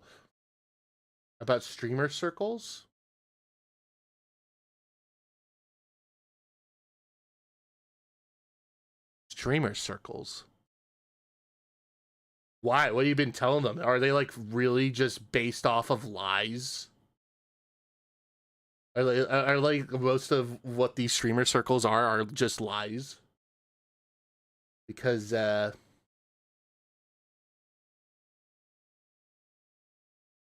oh no? Okay, okay. So they're not based off of lies.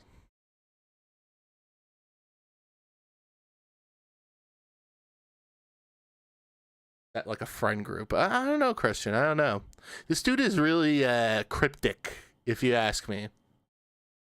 Very cryptic. Very cryptic indeed. But hope you're doing great. Well, thank you, man. I appreciate that. What is a streamer circle? I think it's like a group of friends that stream, really.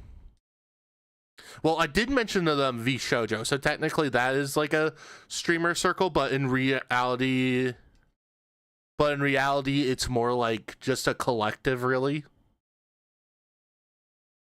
LOL, how am I cryptic? Well, you just come in here just going like, oh, here's some questions for me to answer, but they are supposed to be objective. I don't fucking know, buddy.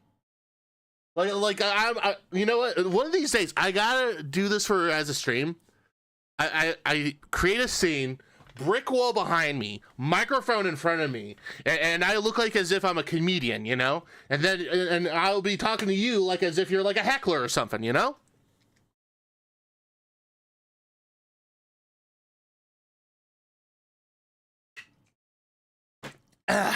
Man. Anyway.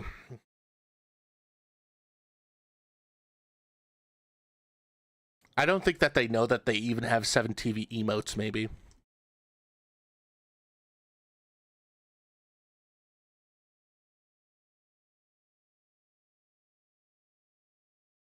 know what? Let me see if I can do one right now. Fuck it. Let me see. Okay. Picture of brick wall in dark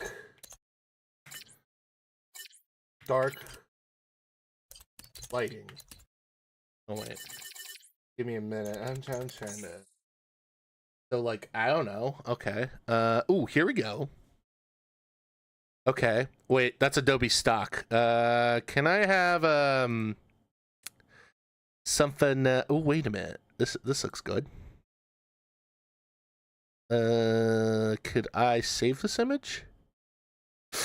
Oh, why does it have to be an AVF file? What the heck? Come on. Ugh. Oh no, the ASMR channels. Oh, that reminds me. Thank you for reminding me there, Code. Yes, your boy is doing a anti-ASMR stream in October. In upcoming October, baby. October. It's going to be happening in October. Don't have a date yet. Don't have a date yet. Don't have a date yet. But it will be soon. It will be soon. Crazy burp, I know. You probably have to like do some tallying of that. Where the fuck is... Okay. Let's see here. Save image as this. Let me see if I could save it as... Oh, come on. What are with these like file extensions? Whatever happened to just JPEGs? Man. Like whatever happened to just simple like JPEGs? Like what the hell?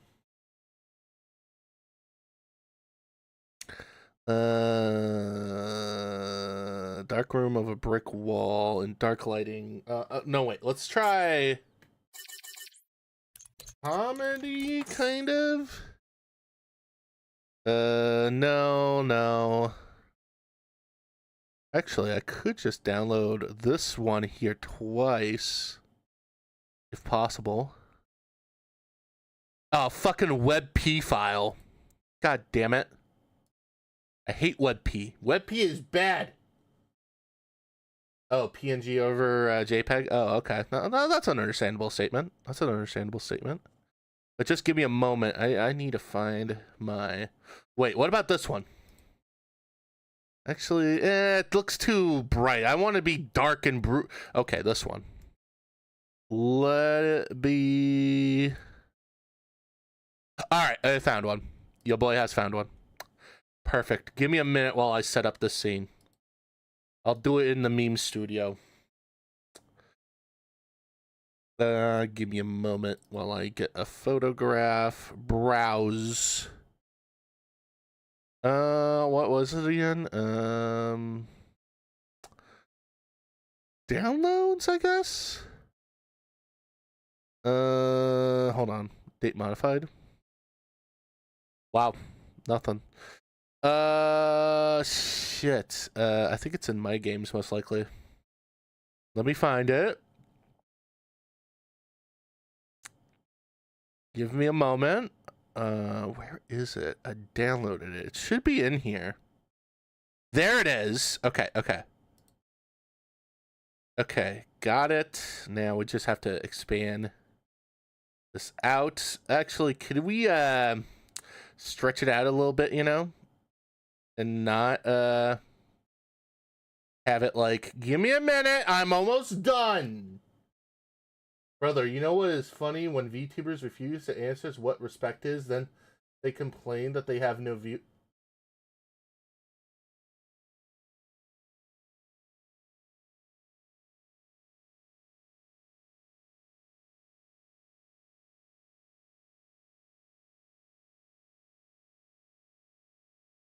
I'm not like that. Usually I don't give two shits if I have no viewers at all, dude. Usually I don't give two shits about that at all. All right, give me a moment. I'm almost done with this. Give me a minute. I need to get rid of the keyboard. I think there's a mic asset, I think, in the VTube studio here. Give me a minute. Ooh, let me resize my thing here. Give me a minute. I'm almost done here. Where is there a microphone? I feel like that there would be a microphone in this. Is there? I feel like there would be. Microphone green. What does that look like? And no, don't pin it. This is close enough. But I gotta make it small so that I can be like this and immediately do this. Okay? So the other day I was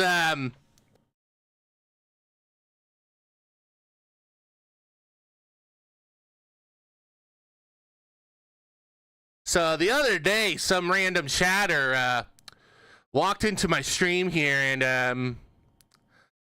and try to do some stuff and all.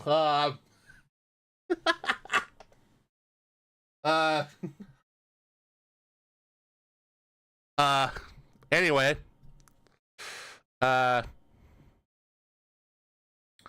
See, I think I always wanted to do this kind of setup, you know? You know, let me do a little bit of a complaint here real quick. You know, I'm a size 14, you know? I have big web feet, you know? I have big web feet. You know, and you know how hard it is to find a shoe that is a size 14. But not only that, but also one that can fit my web feet and look stupendously cool at the same time. US 14, buddy. US 14.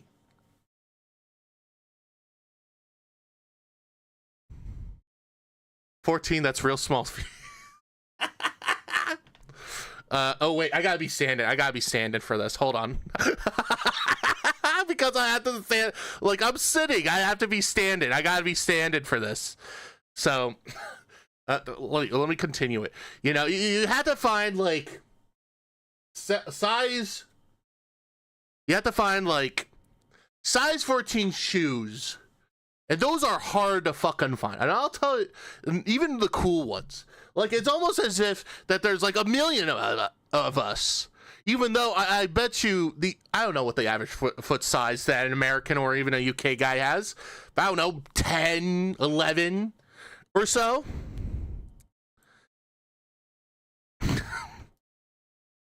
Like, do you know how hard it is to find? Why do you even need shoes? They're work shoes. I don't want heavy objects to fall on my feet. You know? Is your shoes ultra wide? Yes, they are ultra wide. They are ultra wide. They're so wide that they can go... They can stretch across the fucking street. They stretch across the goddamn street. That's how it is. Oh, wait. Let me see if I could, like, resize myself just a little bit. Just to make it look as if I am actually I just realized something. I need like a stool. Because of the fact that I'm a duck, I need a stool. Let me see if there's like a you know what? I'm gonna look this up. Transparent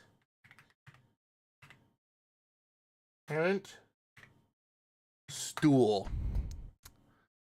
Like let's see if I can download. Oh, I can download this one. Okay, give me a minute. I'm brainstorming here. I'm brainstorming. I'm incredibly brainstorming here right now. Give me a minute. Give me a fucking minute. I am brainstorming right now. Give me a minute. I'm brainstorming here right now. Where is it? I just gotta find the stool.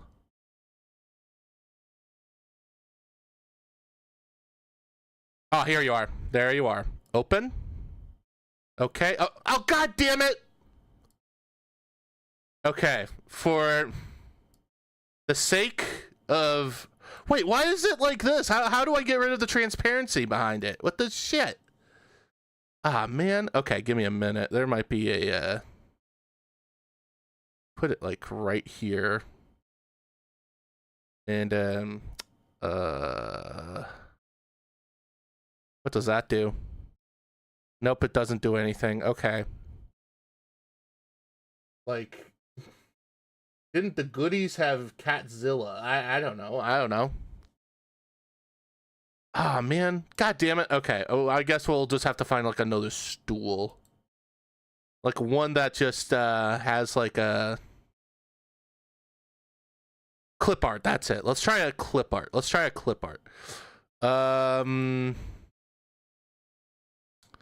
me see if we could get some clip art or something for this. Wait, what about you?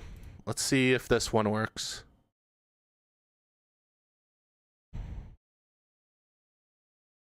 Give me a moment. Because I gotta rechange the stool here. It's not like... The problem is that the transparent background for it is so ass.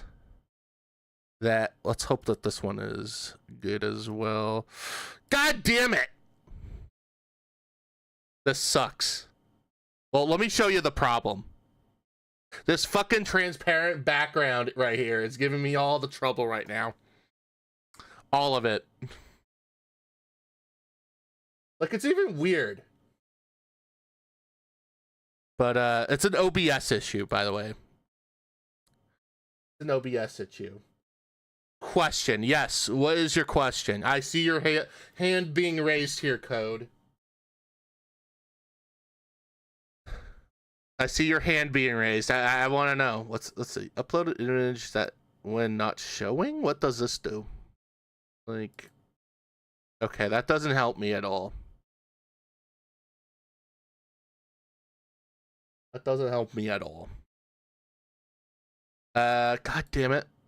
I gotta find like a stool that actually, let me do this. Let me look up. Let me look up. Give me a minute. Quick minute here. Let me see if let me find what's more rare? Dialect of English, Gallo, French, or Cornish? Cornish, I guess, because it sounds like it has a funny name. OBS image. Ooh, what's a mask blend? There's a mask blend for this? Oh! Wait, how do I add like a mask to an image then? Okay, give me a minute.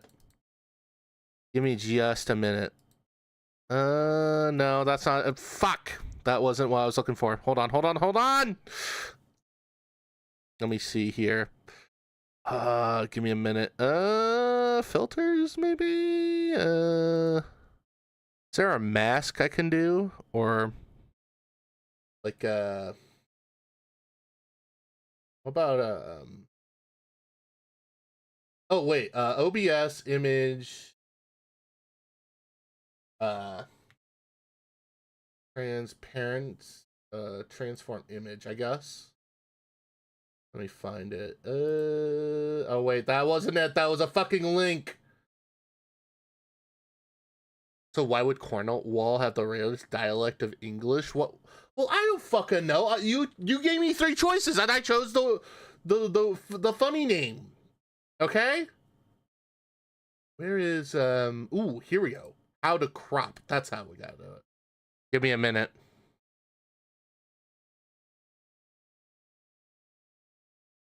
Yeah.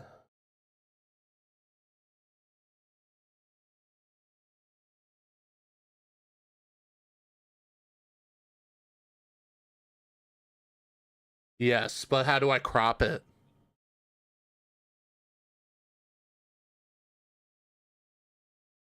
Mm-hmm.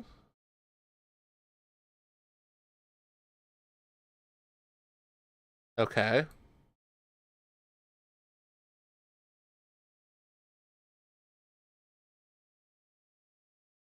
Oh, okay. Let me see if that works. Transform. Oh, this doesn't even help me at all. It just says copy transform, reset transform, rotate, flip to or fit to screen, stretch to screen. No, how do I like wait a minute, blend mode. What if we add oh no okay. No, okay. I did a now it blends to the wall. No, I want to get rid of this fucking checkered border shit, you know? That's what I want to do. Get rid of that. I want to check. Why is he even asking? It sounds like the strangest thing ever. I don't know. But he's ruined the stand-up pretty well, if you ask me. Hold on, we'll go with normal. Give me a minute. I want to see. Okay. Oh, that's how you do it? Alt? Oh, okay. That doesn't help me. OBS, I guess, adding, hold on, let me try this again. Adding transparent image or object, yeah. Try that.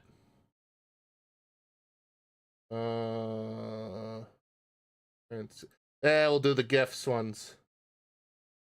Oh, this is my type of tutorial.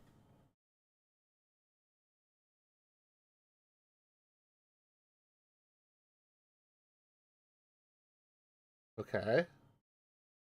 No, no, no. I don't care. Okay, add source. I did image, yes. Okay, I did that. Okay.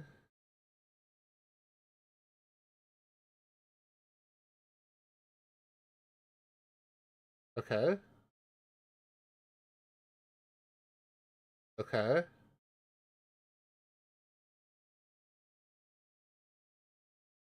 Oh, filters. Okay, let's go to filters. Filters. Okay, I got filters.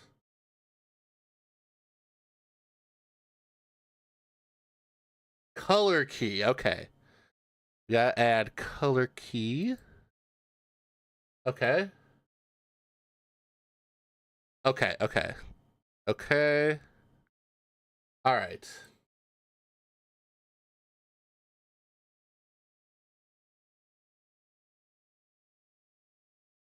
Oh, we gotta go to custom color. Custom color, okay. Okay.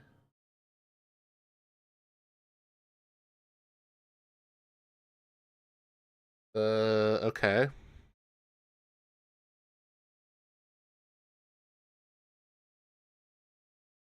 Wait, what? Oh, I see. Hold on. Wait, that doesn't even help me. Wait, what? Wait, it's just doing it the object. I want the round of the image. Oh, god damn it. That doesn't even help me. Wait, what about smoothness? That doesn't work. Motherfucker. God damn it. Maybe let's try here. See if that works. Oh, wait. Oh,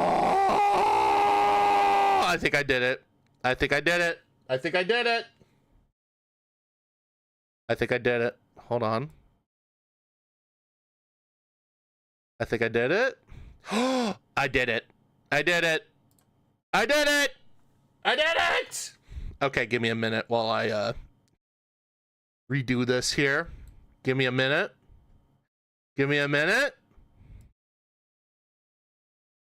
Oh, wait. I need to really resize myself here. Hold on. I need to really resize myself. Lower this a little bit so that I can do that. And then let's make the mic a little bit comedically sized. There. I did it. See? Now I did it. So, oh, wait, I gotta press 3. Because that way I can move my feet a little bit, you know? Okay. I do need to stretch this a little bit. There we go. Let's do it right there. Okay. Now this looks a little bit better. All right. So the other day I was shoe shopping. It's very hard to find shoe sizes that are size 14, but they look cool. You know, it really sucks. You know, and I have to go to like Zappos and all to make it like even, you know, a little bit better. So that's what I did, you know. And they didn't have the size I was even like looking for. They only had like, you know, all the other kind of other stuff, you know? Okay, I gotta go back to my fucking YouTube link right here. Yeah.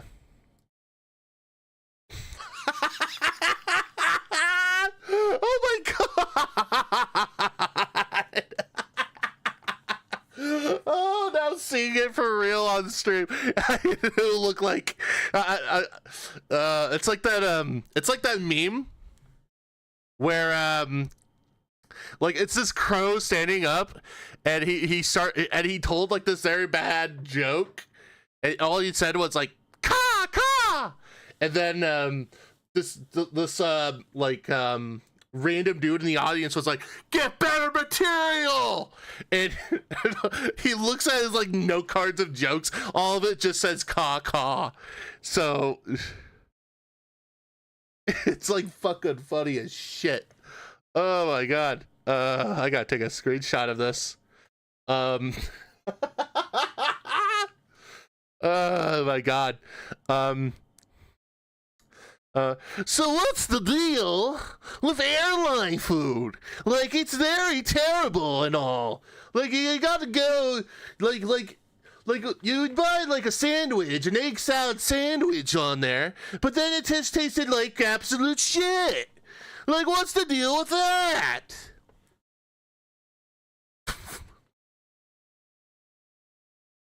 Oh my god. Like, I made like comedy gold right here. I made comedy gold. I made comedy gold. Oh, the dude's gone now. Dude's gone. The dude is gone. God damn. I'm about to make some okay, what other jokes? What do you call wood-fired pizza? Where will pizza get a job now?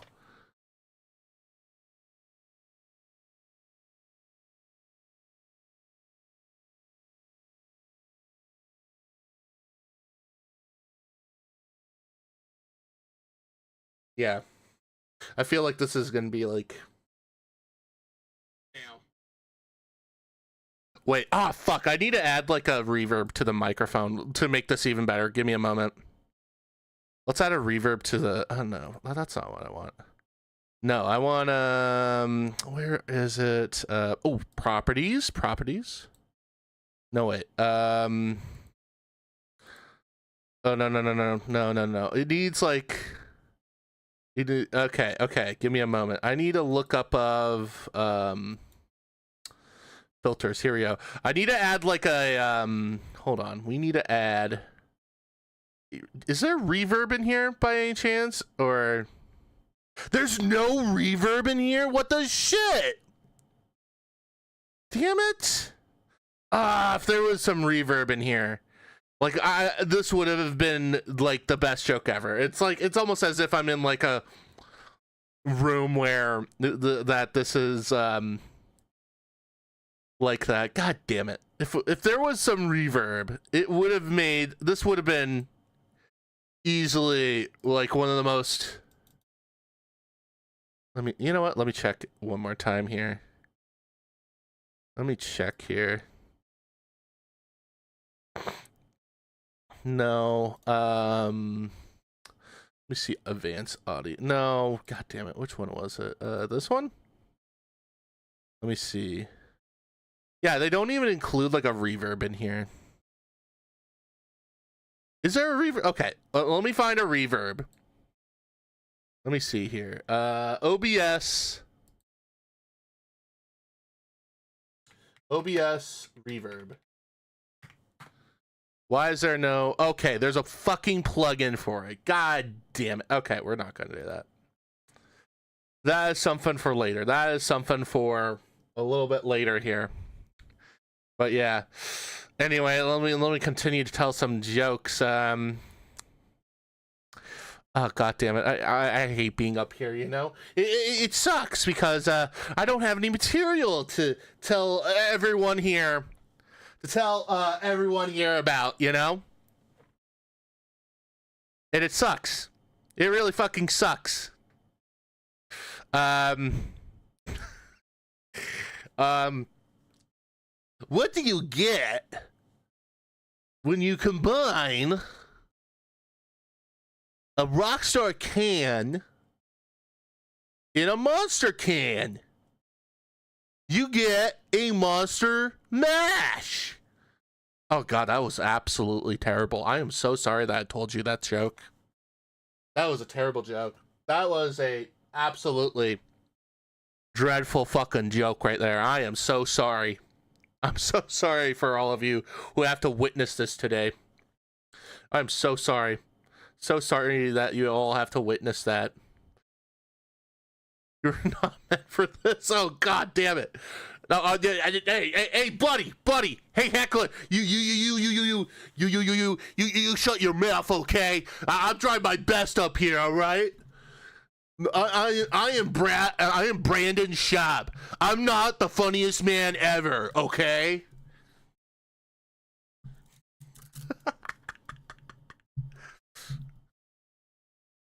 Hey, at least I'm not like Brandon Schaub, you know? And what else happened here? Oh, I remember the other day that, oh man, if I add some authentic... Actually, let me see if there's OBS authentic lighting then. Just to make this, like, even better. Is there? I feel like that there is a setting in here. For dynamic lighting, I think. I just want to see if it's in here.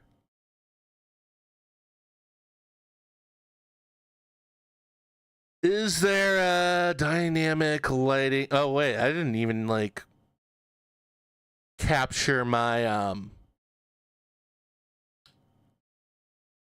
oh shit, you guys are looking at my fucking settings right now. Yeah, I don't see it. I might have to configure that shit, I think. Out.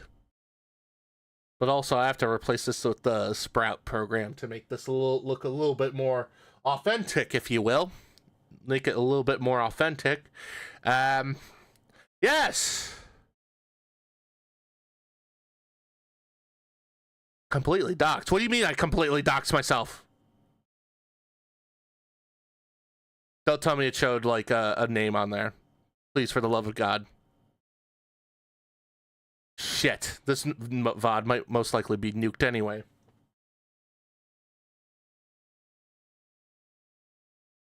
Wait, what the fuck did I show? Was it my IP? Oh, god damn it. God damn it. Fuck. Oh, you little shit. Nah, it's okay. It's okay, it's okay. Alright, pee pee poo poo. Who is the deceiving doo-doo? Because it ain't me. No, I get it, Christian. You're okay, you're okay. Pee-pee poo-poo. Who is the deceiving doo-doo? It's a really good question to ask, you know. What else is there? What else is there? What else is there? So, god damn it. I had like a really good stand-up routine when I'm up here. Oh, okay. I got something to complain about. I got something to fucking complain about. I got something to complain about here.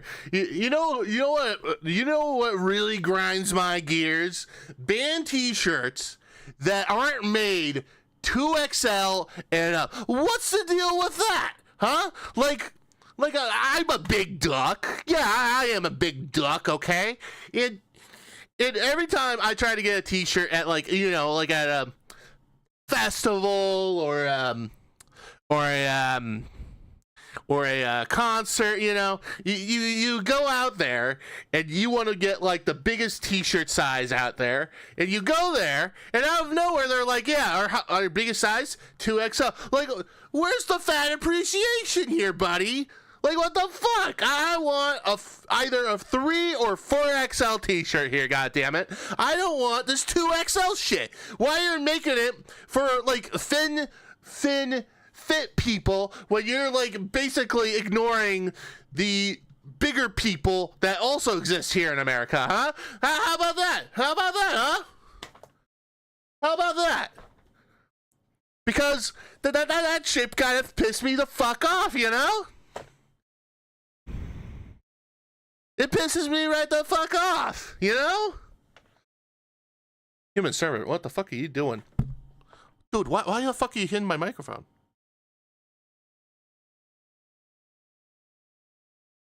Sorry about that, chat.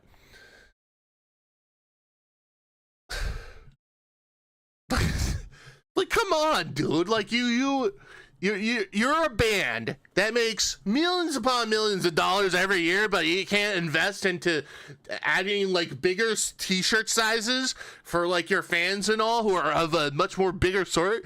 Like, are you that fucking batshit insane? Like, I mean, come on. Come on. Like, this is bullshit, you know? Like, yeah, like, come on.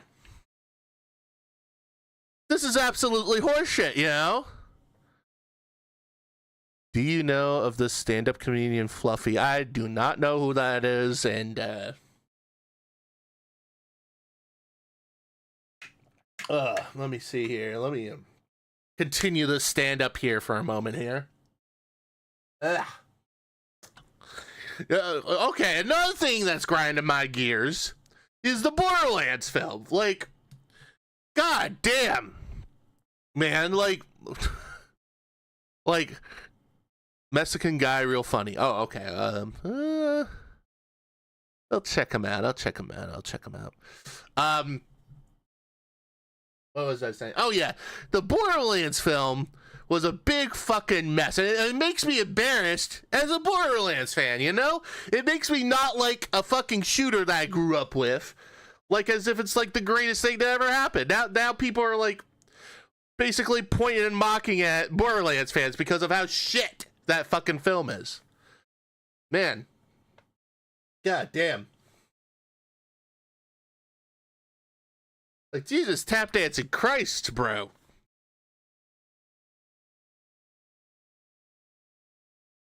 Like, it makes me want to, like, make my own looter shooter, you know? Like, a looter shooter that's better than Borderlands. Something that's better. It makes me want to make something like that rather than the slop that Gearbox and 2K is doing. Like, Jesus, tap dancing freaking Christ, you know?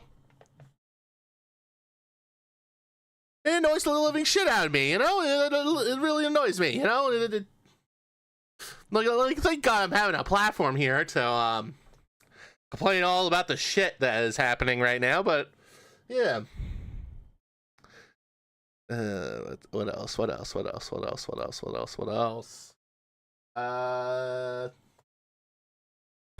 Other fucking shit.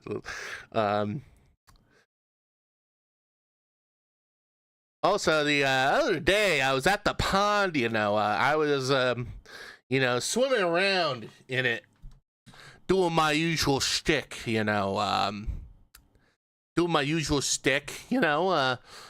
swimming around, finding fish, eating fish, repeat, you know, and this guy kind of comes in.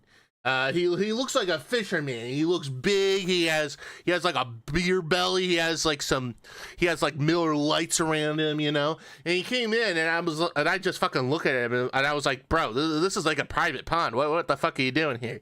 And the guy was like, you guys have like a big fish, you know. They're big fish, and I'm like, okay, well, this pond that I own here is like 5 feet by 20 feet. I don't think there's a big fish that lives in here, sir. I think you should be going to a different pond. He goes like, no, there's a big fish in there. Very big fish. And I was like, well, if you say so, but then again, this is private property. I think you should just leave, you know? Just leave, you know? But he just stayed there. And he didn't catch shit. Because the dude is very stupid. Turns out later it was a bear that just showed up with some... It turns out he was just some random, like, bear guy. That's some weird flag. But regardless, though, it was pretty interesting, I must say. Pretty interesting. But kind of an entitled son of a bitch, though. Yeah, I didn't have a punchline for this one. Man, what was the? Oh, nobody gives me respect at all. I would come home from a long day of work. My wife would actually. I don't even have a wife. Actually, I don't think I. No, I'm like single as fuck, bro. You gotta be. Okay, wait a minute. You're just telling stories at this point. Yeah. I feel like that's like what comedians do. They just tell stories at this point. Oh, okay. I got a better one. No wait, that wasn't funny. Oh wait, let me do a grandfather story. You need a campfire background. I don't think so. I like my brick background as of right now. And doing this, but I got a good comedic story here for you. So you see, my old man, not the Papa Duck, by the way. My grandfather, you see, he was he was a man who survived the Great War. He survived it, and one day while we were in the great city of the great forest of Yellowstone, we were visiting on a holiday break, and he went to my dad, and he was like, "Hey, son, I want you to do this. Yeah, I want you." So my batteries ran out in the flashlight. It ran out in the flashlight. It's all depleted and all. I want you to go to the Ace Hardware store. Go grab the size batteries for this flashlight. You go there, you buy them. Now when you get back home, you test them out. You test them out first. Now, if they don't fit, go back to the Ace Hardware store. However, if they do fit, you go back to the Ace warehouse, the Ace Hardware. You go back to Ace Hardware, and you return them, and then you go across the street to Home Depot and buy them for cheap.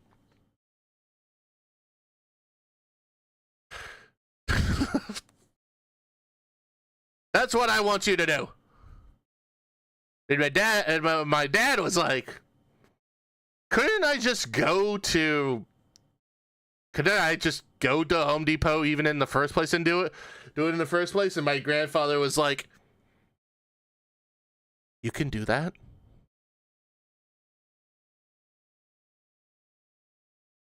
Why do you need to do the entire process? I don't know. He's an old man.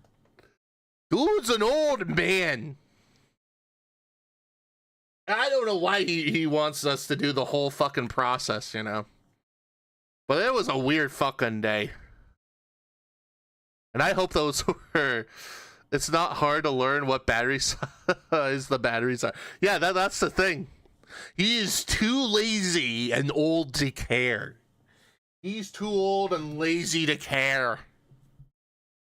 Old and lazy to care.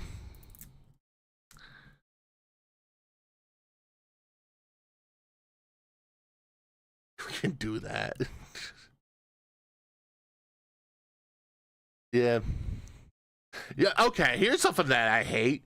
I hate it when I feel like most of us here, or maybe young people as well, kind of hate it when we were asked for technical advice when it comes to the most of the technology that we own. Like, like computers, MacBooks, TVs and all that, and and one day out of nowhere, like the other day, my mama Goose comes in, and she's like, "Kaiser, my computer doesn't seem to work. Can you check it out?" And I was like, "Okay." And I went downstairs to figure out what the situation was, and she's been having trouble figuring out why the screen on the laptop didn't work. I simply just put the charger on, wait a few minutes, turn it on. Computer turned on like just fine as dandy. It turns out the The fucking battery for it ran out. And I had to tell her that, and she goes, huh, so that's how you do it. Like there's even like easy solutions sometimes with some of the things. Like, for example, why isn't the Wi-Fi not connecting to the TV? And I would like be the one who has to like restart the TV, return it on, and then instantly it reconnects to the Wi-Fi, you know? Like, I feel like everyone has that like that one parent that is like, I don't know how technology works. Kind of like how easily and I swear to God, these are like the same parents who would go on the air, who are the same people who would say, don't believe anything that you should believe on the internet, because if you do, you'll go insane. But now they basically have tried to topple a government. So that was fun. That was fun. You know, my mom likes to think she knows all about technology, but she really doesn't. Yeah.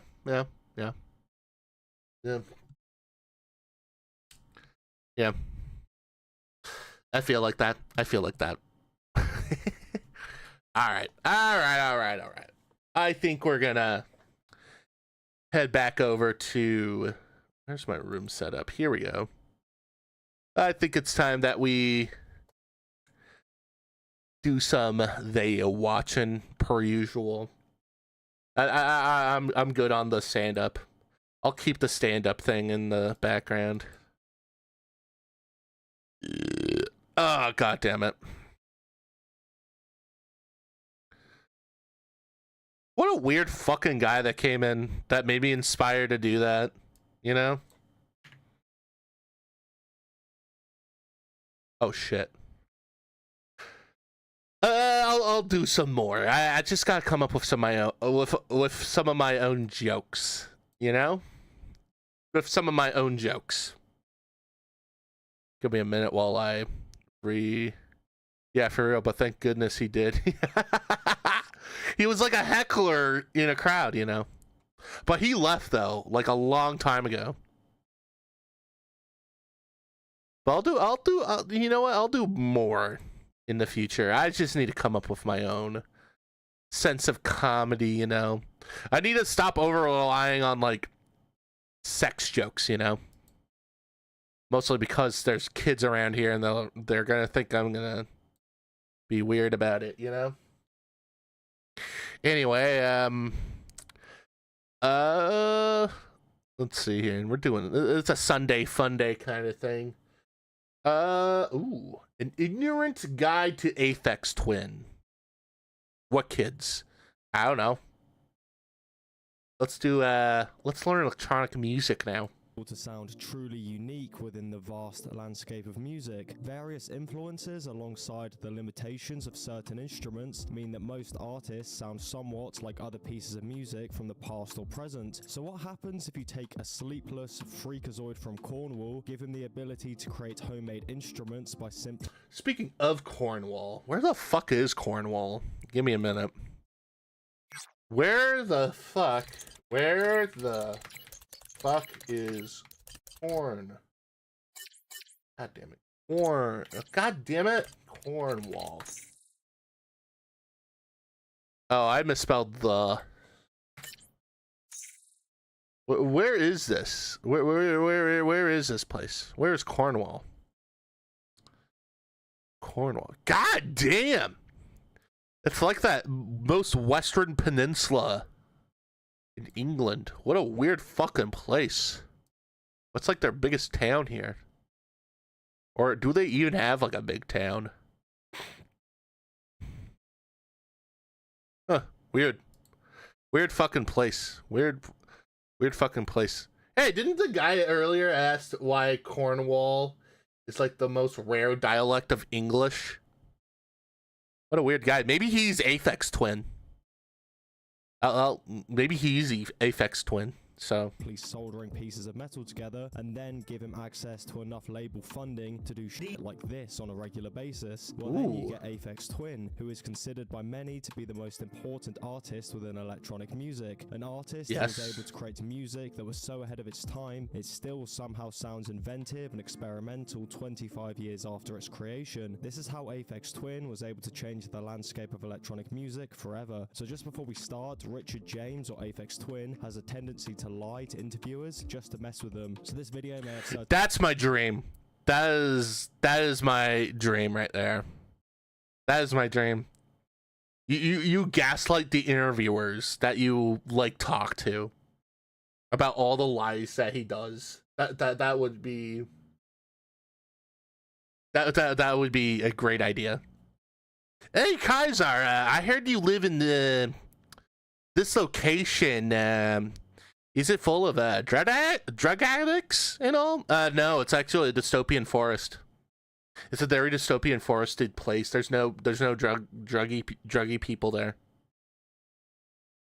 I look up to him, yeah. Certain elements of what are— But also there's like a much more fun fact about this guy.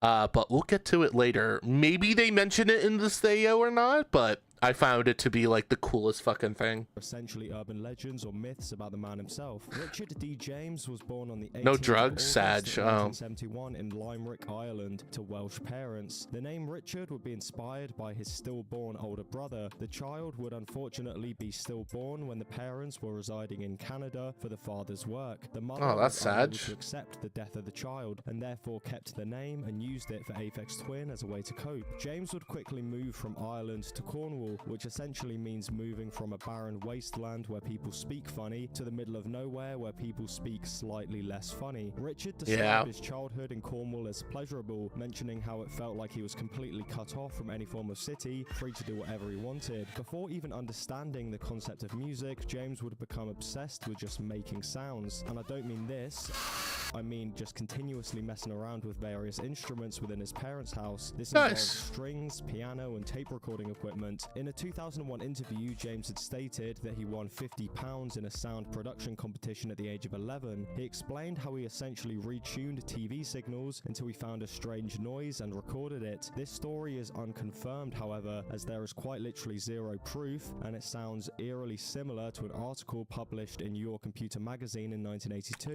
James would continue with his sound-related obsession, buying his first synthesizer at the age of 12, although only with the intention to make abhorrent noise, no music. He quickly realized he hated any synth he purchased and decided just to create them himself. His musical interest wouldn't begin until James was 14. Apparently he would become inspired.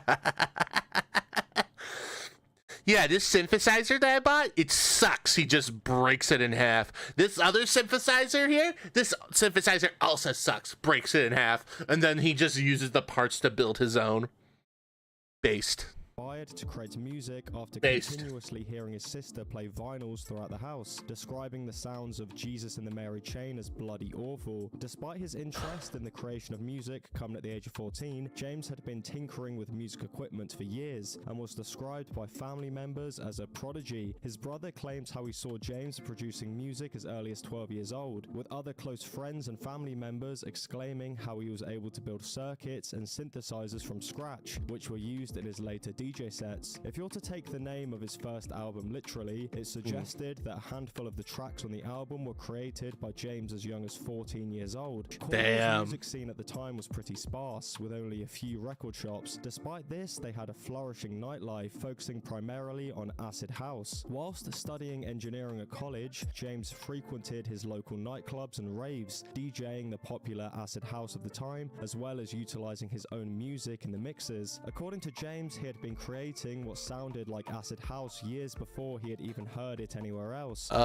First hearing the genre outside of his own music, attempted to purchase any and every record he could find in that particular style. You see, even at this point in time, the man who would become Aphex Twin had a very distinct aura, with the lecturers at his college often describing how his mystique left other students in awe, as he would wear headphones whilst attending practical lessons. To be honest, that just sounds like every antisocial music addicted motherfucker. in the modern day, but I digress. Yeah. One of the benefits of being from the middle of nowhere is how easy it is to host illegal raves and free parties, both of which had become very common in Cornwall in the late 80s. The large amounts of Editing's unobstructed good, too. space coupled with the bubbling acid house scene created a perfect backdrop for James's adolescence. His first DJ set would take place at a barn, although various other parties and raves would be held in abandoned churches or clubs near the seaside, with the entrance fee for these raves just being a little bit of icky sticky green stuff. It would be around this time that James would meet Tom Middleton and Grant Wilson Claridge. James decided to adopt the moniker Aphex Twin, the origin of which remains debated. Some speculate the name stems from his early collaborations with Wilson Claridge, hence Twin. Others speculate the twin is collaborator Middleton, although it's more likely the name references his stillborn older brother of the same name. During the late 80s, the creation of electronic music was incredibly inaccessible. Luckily, the progression of technology in the modern day makes the production of music accessible for literally anyone. This progression hasn't slowed down. This brings us directly to the sponsor of this video, Lalal.ai.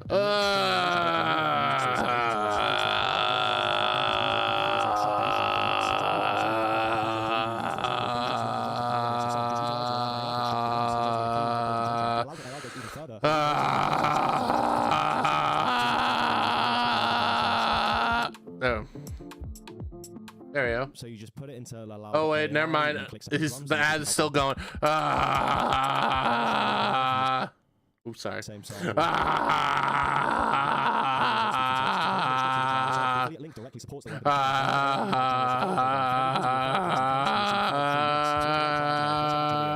There you go. Aphex Twin has always been extremely particular with how and what he releases in terms of his music. He has stated in various interviews that his favorite music is his own and reflects what he actually wants to listen to. This often results in Aphex Twin leaving music unreleased to avoid anyone copying and watering down his style. This is a sentiment he kept early on in his career, with James being unwilling to officially release any of his earliest recordings whilst actively DJing within the Cornwall scene. After hearing an Aphex Twin tape, Free Party organizer Mark Darby was hell-bent on getting it released through his label Mighty Force. James would continuously refuse, although Darby was able to convince him. According to the story, James would be tripping on magic paper backstage, and after being bewildered by Darby continuously waving money, a contract, and a Damn, Andre, you missed out on some stand-up comedy, man.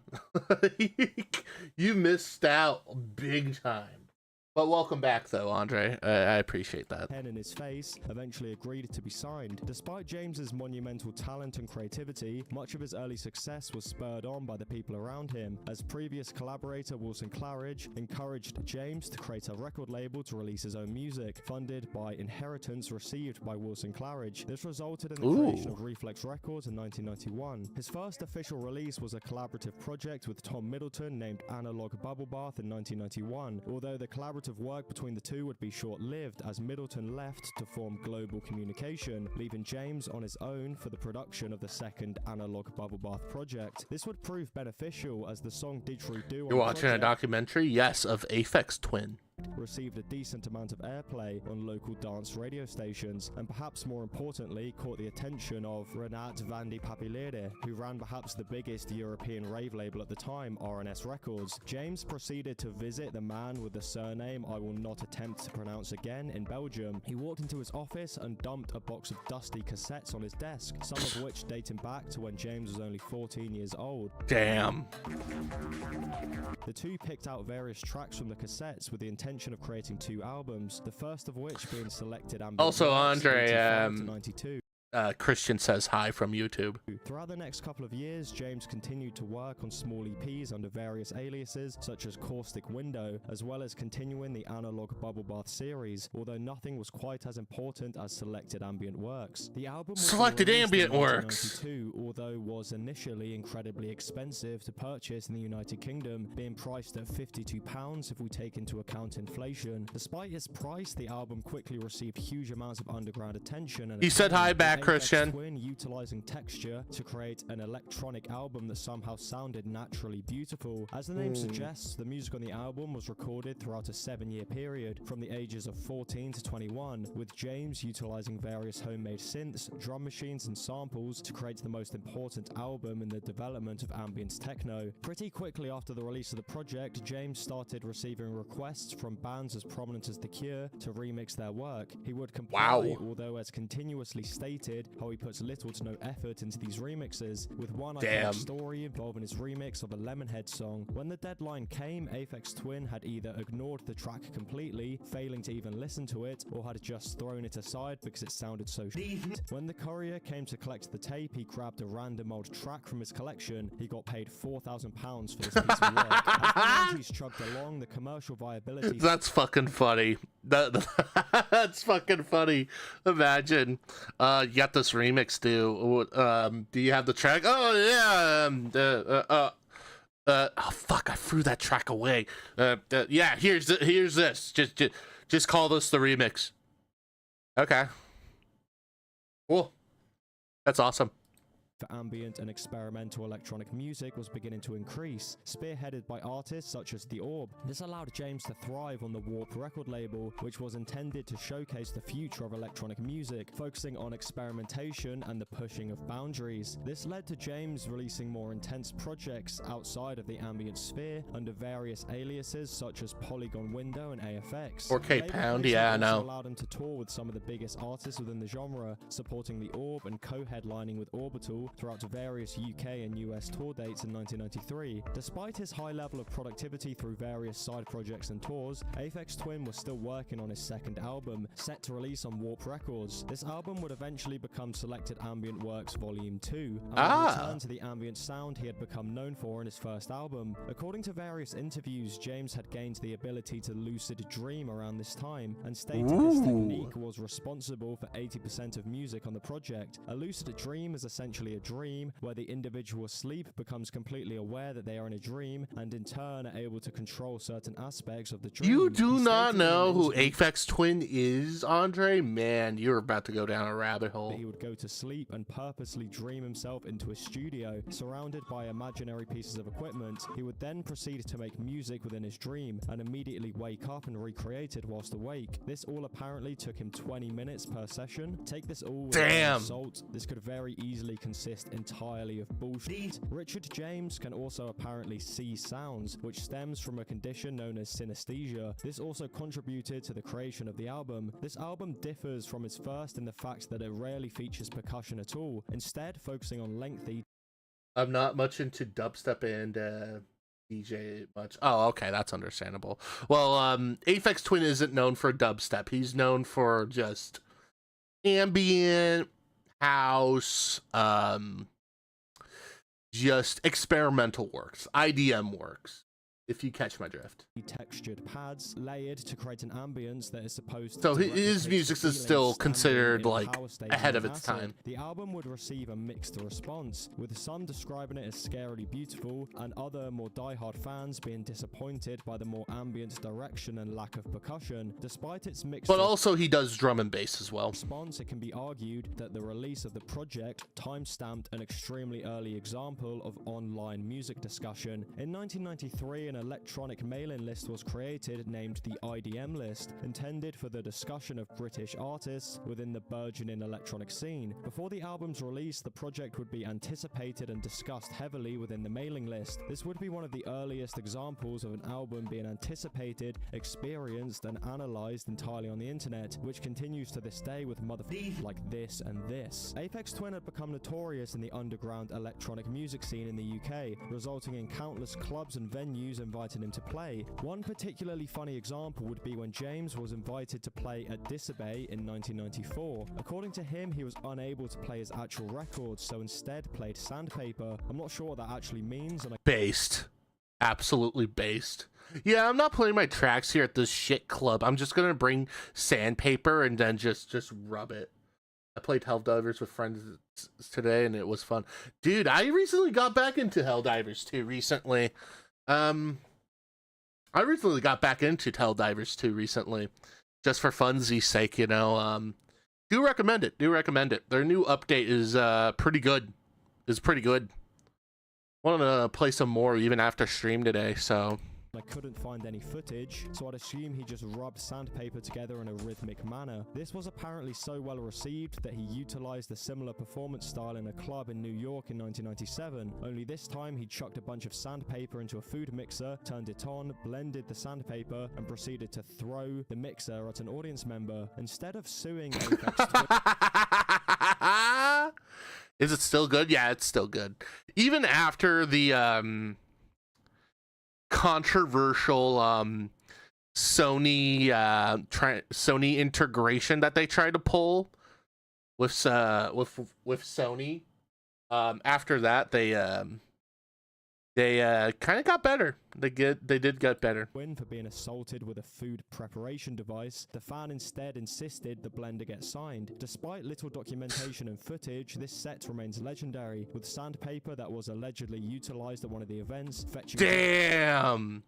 $232.50. Aphex Twin, Richard James, DJ set, sandpaper set with small center hole. That's under $250 on eBay. I would continue to nice. list his various releases throughout this time, although I think it's more interesting to delve into his antics throughout the 90s. A prime example being the time he bought a literal tank. Well, not quite. In the 90s, James... Oh yeah, the tank story. Oh man, I forgot about the Aphex Twin tank story. And this was what I was mentioning earlier. So I think this is the most based item that you would get as a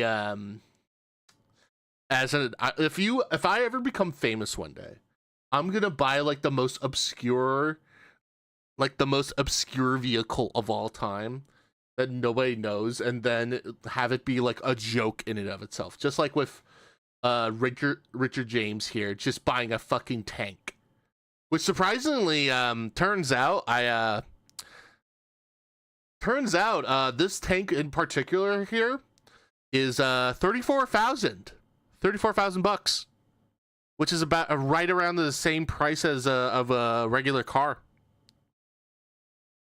to get, which is basically a base price for any car that you want to buy, you know. This tank here is like the cheapest tank in the world. James purchased an armored scout car from a shady dealer in Cornwall. Whilst living in Cornwall, he would drive the armored vehicle around the quiet streets, attempting to play rave music whilst operating the piece of machinery. Oh, that's so fucking based. That is so based. Millionaires do some crazy shit. Yeah. The only exception is that this is Richard D. James of Aphex Twin. He would totally buy a fucking tank. I mean, think about it. He doesn't want to be like every other millionaire ever with, like, you know, like a Lambo or a Ferrari or a Bugatti. No, he wants to buy a fucking tank and be a fucking menace to society. That's the dream. Be a menace to society that you became rich. Then that.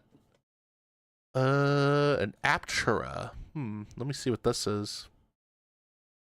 Give me a minute. Now I'm curious. Here. Solar vehicle. What's that? Ooh, solar. Ah, I see. Yeah, solar cars are pretty cool, but I don't know if the well, electric cars are becoming the next big thing, but hey, I see that. It does look a bit goofy, but I understand. But a bit funny. Yeah, it's a bit funny. Music is that Twisted Tea in his hand? To be overpowered by the sound of the engine. He would then decide to transport the vehicle all the way from Cornwall to London, where he apparently would routinely fool around with girls within the vehicle, describing it as having sexual energy. He became infatuated with the armored scout car, routinely sampling the engine sounds to utilize within his music. He would even use it as a regular vehicle at times, although mentioned how he would have to be careful, as one wrong step would result in him going straight through a brick wall. 1995 would see the first usage of the iconic Aphex Twin smile, which has become synonymous with him as an artist. Having sex in a tank. Yeah, that's like That's based. Album I Care Based. Because You Do would feature a self-portrait of Richard James smiling like a maniac. Yeah, that's the iconic Aphex Twin look. I don't think I can do it myself because you can't even tell. Unless, let's see. No, I can't. No, I cannot with this model. I wish that there is a Richard D. James. Actually, shit, I should have added that idea as a toggle when I did my model. But, that would have been a funny thing to add on for, actually, that would be a fun thing to add on when doing the 2.0. Just do a face where basically it's like the Aphex Twin thing when when the tune goes hard. To Richard James smiling like a maniac. The project featured tracks created between 1990 and 1994 under a range of different electronic styles. The album would be received positively upon release, with many seeing it as a return to form for James, utilizing upbeat and faster tempos. 1 year later, Aphex Twin would release Richard D. James. This is a classic. James album, which again featured James on the cover donning a horrific smile. This was achieved by James just fucking around with his face on Photoshop for a few hours. The album differed from anything James had released previously in the way it was created. Instead of schizophrenically creating abomination in electronic synthesizer form, he instead composed the vast majority of the album on a Macintosh computer. He would bash his keyboard in the rhythm he envisioned and moved each individual drum beats to his liking. This resulted in an album with complicated fast-paced drums, experimenting more with jungle, drum and bass, and breakbeats. The end product sounds a lot more unique than the modern ambient jungle created by PDFophiles with purple hair and anime avatars. Early physical copies of the album were released alongside a plastic sachet containing a... That little story is a little bit complicated. I don't want to go into that one. Life piece of Richard James's hair, which in turn means... Like, the dude was referencing a prolific artist that is notorious, but I don't want to go into it. That's a story for another time. It's a story for another time, chat. 25 years. James decided to subsequently purchase an abandoned bank in Elephant and Castle, which was situated right opposite the Ministry of Sound. You'd think living right opposite one of the most iconic clubs in the country and attempting to record music would be a fucking terrible idea. Although James remained certain that the four thick walls would protect him from the NPC dance music coming from across the road. You may be asking, why would you want to live in a bank? Well, according to James, he wanted the karma of living in a place where money comes in all of the time, which makes less and less sense the more you think about it. He would begin the production of the Come to Daddy EP within the bank. The project... Oh, Come to Daddy. That is a fucking banger track. Was originally intended to be a death metal parody. The EP would be released alongside a music video directed by Chris Cunningham. Both the drum and bass inspired songs on the project and the music video would receive large amounts of attention within the UK. Richard James was pissed off at the success of the song. He explained how the original idea for the EP was just a joke, and the fact that it had become so big didn't feel right in his head. Okay. So... I'm gonna make like a big shit post. Release it. What do you mean it's now successful? What do you mean that there's a music video for this now?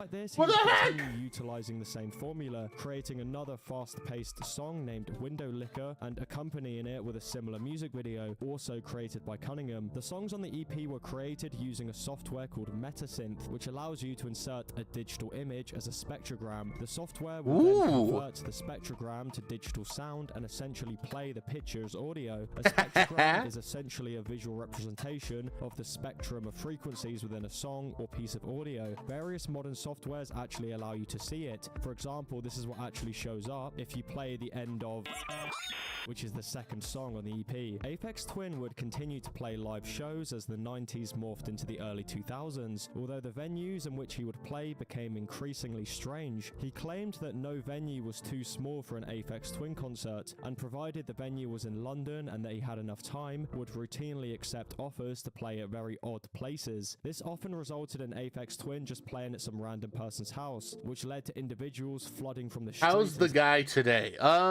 He did play like a few shows recently. he rarely plays in the United States. Like, the last time I seen this dude play in the United States, it's at Coachella. That was like the last time I know of. And he doesn't do that many shows anymore. Plus, he's kind of like, he kind of came in right around the same time Daft Punk kind of existed. So he's probably like the same age as those guys. And he doesn't want to tour as much anymore. And I don't blame him, you know. It's very interesting. To the house just to see the concert. Despite remaining in London most of the time, he would still travel for certain concerts and business requirements. One of these trips to Scotland resulted in James leaving an MP3 player containing 180 unreleased tracks on a plane. He knew that sooner or later the MP3 player would be found, with all the songs being leaked online. He also realized he had just one album left on his I know Daft Punk, but I don't know this guy. It's okay. It's okay. It'd be hard to tour when you're older. Yeah, that's true. It's true. Mostly because, you know, I don't know how the rock stars do it. Like AC/DC, like old rock bands like AC/DC, Aerosmith, Metallica. I don't know how they do it, you know, because they're basically like, they're like way older than what Aphex Twin and Daft Punk were, but for them, and since they're both from Europe and all, I think it's just I feel like they already did what they need to do in terms of success. How do I not know this guy? A lot of people tend to overlook Aphex Twin. I don't know why. Warp Records deal and decided to do something a little devious. Various tracks from the MP3 player were released on the double album Druckuse in 2001. Druckuse featured some of Aphex Twin's most popular and iconic songs to date, including the commonly utilized Avril 14th and various other songs that have somehow become popular on TikTok. Upon release, the reception was more negative than previous. Critics and fans had become so used to Richard James continuously pushing the envelope. Daft Punk doesn't even exist anymore too. Yeah, that's true. I think it's, well, the thing with Daft Punk is now they're in Los Angeles, and I'm pretty sure both of those dudes would rather just work on solo projects than deal with doing Daft Punk as a whole. I feel like with Daft Punk though, I feel like they kind of ran their course of what they want to just release. They exist, but they don't do anything anymore. Yeah, I know. It's kind of sad, really. Because Daft Punk really left a stain on EDM. Massive, like, they basically gave birth to modern EDM with Discovery. And then similar with Aphex Twin, where he basically kind of laid the groundwork into the experimental genres of EDM. That anything that sounded reminiscent of his previous work became immediately disappointing. The most iconic track on the album, Avril 14th, has been utilized for a beat within an SNL sketch, as well as basically being stolen by Kanye West for his song Blame Game. I would say sampled by Kanye West, although the way in which it was used was incredibly unethical. West's team got in touch with James about using the sample. James actually offered to re-record the piano track to fit the BPM of the song, but for some reason, instead of just accepting it, West's team responded saying, "It's not yours, it's ours, and we're not even asking anymore." They then attempted to utilize the sample without paying James or giving any credit. Wow. This was somehow resolved behind the scenes, with Oh, a okay. re-recorded sample being used on the final song and Aphex Twin being credited. After the release of Druckuse, Aphex Twin would take an extended break from releasing full-length albums for a number of years. Despite this, he continued to work, releasing various EPs under different aliases and actually still creating full-length albums, although leaving every single one unreleased. As of 2010, he claimed that he had completed 6 full-length albums. Throughout this period, various teasers would be released for projects, with the label founders hoping to announce a record release as early as 2009. Despite this, any talk regarding full-length albums would remain quiet until 2014, with the only remarkable full-length release coming in the form of Melodies from Mars, which was essentially a collection of unreleased tracks that had been circulating in the underground for various years, with the Aphex Twin community claiming that individuals in black suits would turn up to your house asking you to remove the album from any online website if you were to upload it. This album remains unreleased to this day. That's actually a cool idea. to have like a physical actually, that is a smart idea. Make music, make it only physical, make it as a physical release to that song.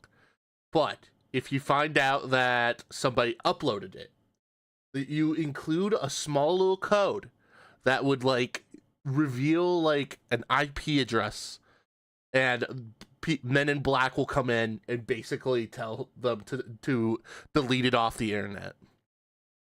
In 2014, a test That is a smart idea. unreleased Aphex Twin album named Caustic Window appeared on Discogs for $13,500. Members of the internet forum We Are the Music Makers quickly found it and decided to negotiate a deal with the seller as well as Richard James and the label itself. They decided to launch a crowdfunding campaign on Kickstarter to raise money for the purchase of the album. The Kickstarter raised $67,000, with the proceeds being split between Richard James, Reflex, and the charity Doctors Without Borders. James Smart. reacted extremely positively to the campaign, seeing it as incredibly touching and sweet. This in turn inspired Richard James to continue to focus his efforts on the creation and release of music. James would quickly begin recording and producing songs that were composed over the space of 7 years within his various studios across the UK. On August 16th, 2014, a green blimp with the Aphex Twin logo and number 2014 would begin flying over London. Adjacent to this, various pieces of Aphex Twin graffiti would appear around London. 2 days later, Aphex Twin would post a link to Twitter, which directed the user to a hidden service only accessible by dark web software such as Tor. The link would detail the album title and track listing. Despite the album apparently being leaked multiple times onto YouTube, each of the leaks ended up being fake, with Cyro being officially released on September 19th, 2014. The final product would be Aphex Twin's poppiest to date, although it still has plenty of unique electronic and ambient elements. This album was said by James to be the end of an era, and an excuse for him to start creating music that sounds entirely different to anything he's made in the past. Despite this, no full-length Aphex Twin project has been released since 2014, although James has still released various interesting EPs, including computer-controlled acoustic instruments created using robotic instruments such as the self-playing piano known as the Disclavier. Aphex Twin has remained mysterious and silent in regards to the release of a new full-length. This has only strengthened speculation from the fanbase, as every couple of years the community will dig up some sort of clue alluding to a new project. One example would be in 2023, when fans found a website featuring only the Aphex Twin logo and word London. This immediately signified a new project for fans, although ended up just being James teasing the fact that he was going to headline Field Day Festival that year. In 2024, Aphex Twin announced the release of an expanded edition of Selected Ambient Works Volume 2, set to release in October. The project would include 8 previously unreleased songs. Aphex Twin is perhaps the most important artist if we were to look towards the development of electronic music. His music was so forward-thinking that many of the songs released over 25 years ago still hold up as innovative, interesting music that is difficult to replicate even with the advancements of modern technology. To be fair, I might be glazing a little bit too much. Attempting to shuffle play the Aphex Twin discography whilst literally doing anything is perhaps one of the most uncomfortable and schizophrenia-inducing audio-based experiences you can have.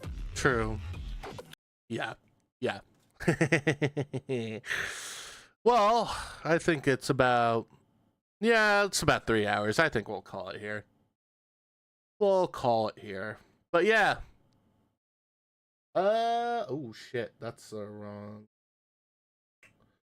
Hold on. God damn it, have I been on this the entire time? God damn. Anyway, yeah, we're gonna call it here. Thank you so much for stopping on by, ladies and gentlemen. Here, you don't stream Sundays often, right? Yeah, I work on Sundays. Today I decided to stream because I went out on Saturday night, and I needed like some time off anyway from work because I worked like 15 days over a month. So I just needed to like just basically do that. Just basically take a dot. Oh, it's Father's Day here too. Oh, that's nice, man. That's very nice. What was I raid somebody? We need to raid somebody. By the way, Christian, you might have to bring the raid message over to Twitch, to the Twitch channel that I'll link to. But let me see who the fuck we have to raid though. No. I want to choose somebody different. I always try to choose somebody different. Like, actually, I think, let me see if it's possible if we can raid her then. The one person I was currently watching beforehand. Holy shit, we're 11 away from 200 followers on this channel. 11 people away. 11 people away, chat. 11! We gotta do a race to 200 there. We gotta do a race to almost 200 followers. And we achieved 100 followers this year. We almost achieved 200 followers this year, which is insane. May I add, insane. Anyway, thank you so much for thank you so much for watching. Thank you for stopping on by. I'll leave a schedule to Twitter. I'll leave a schedule to Twitter if you need it. It'll be like the same as last week. Don't expect another Sunday stream for a while. I just want to get back to my usual working groove, you know. And yeah, I'll see you guys this coming Thursday. More Dead Space. More janitor space stuff. Anyway, goodbye.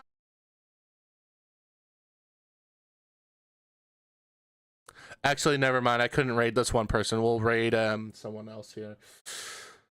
Fine. I'll raid. You know what? Let's just raid Lena. Let's raid Lena because I need to show that I'm like 28 months with her. Anyway, goodbye. Oh shit! Raid message. Oh wait. Hold on. Stand up comedian raid. Oh shit, why did I misspell stand? Give me a minute. There's your raid message. There's your raid message. Okay, goodbye.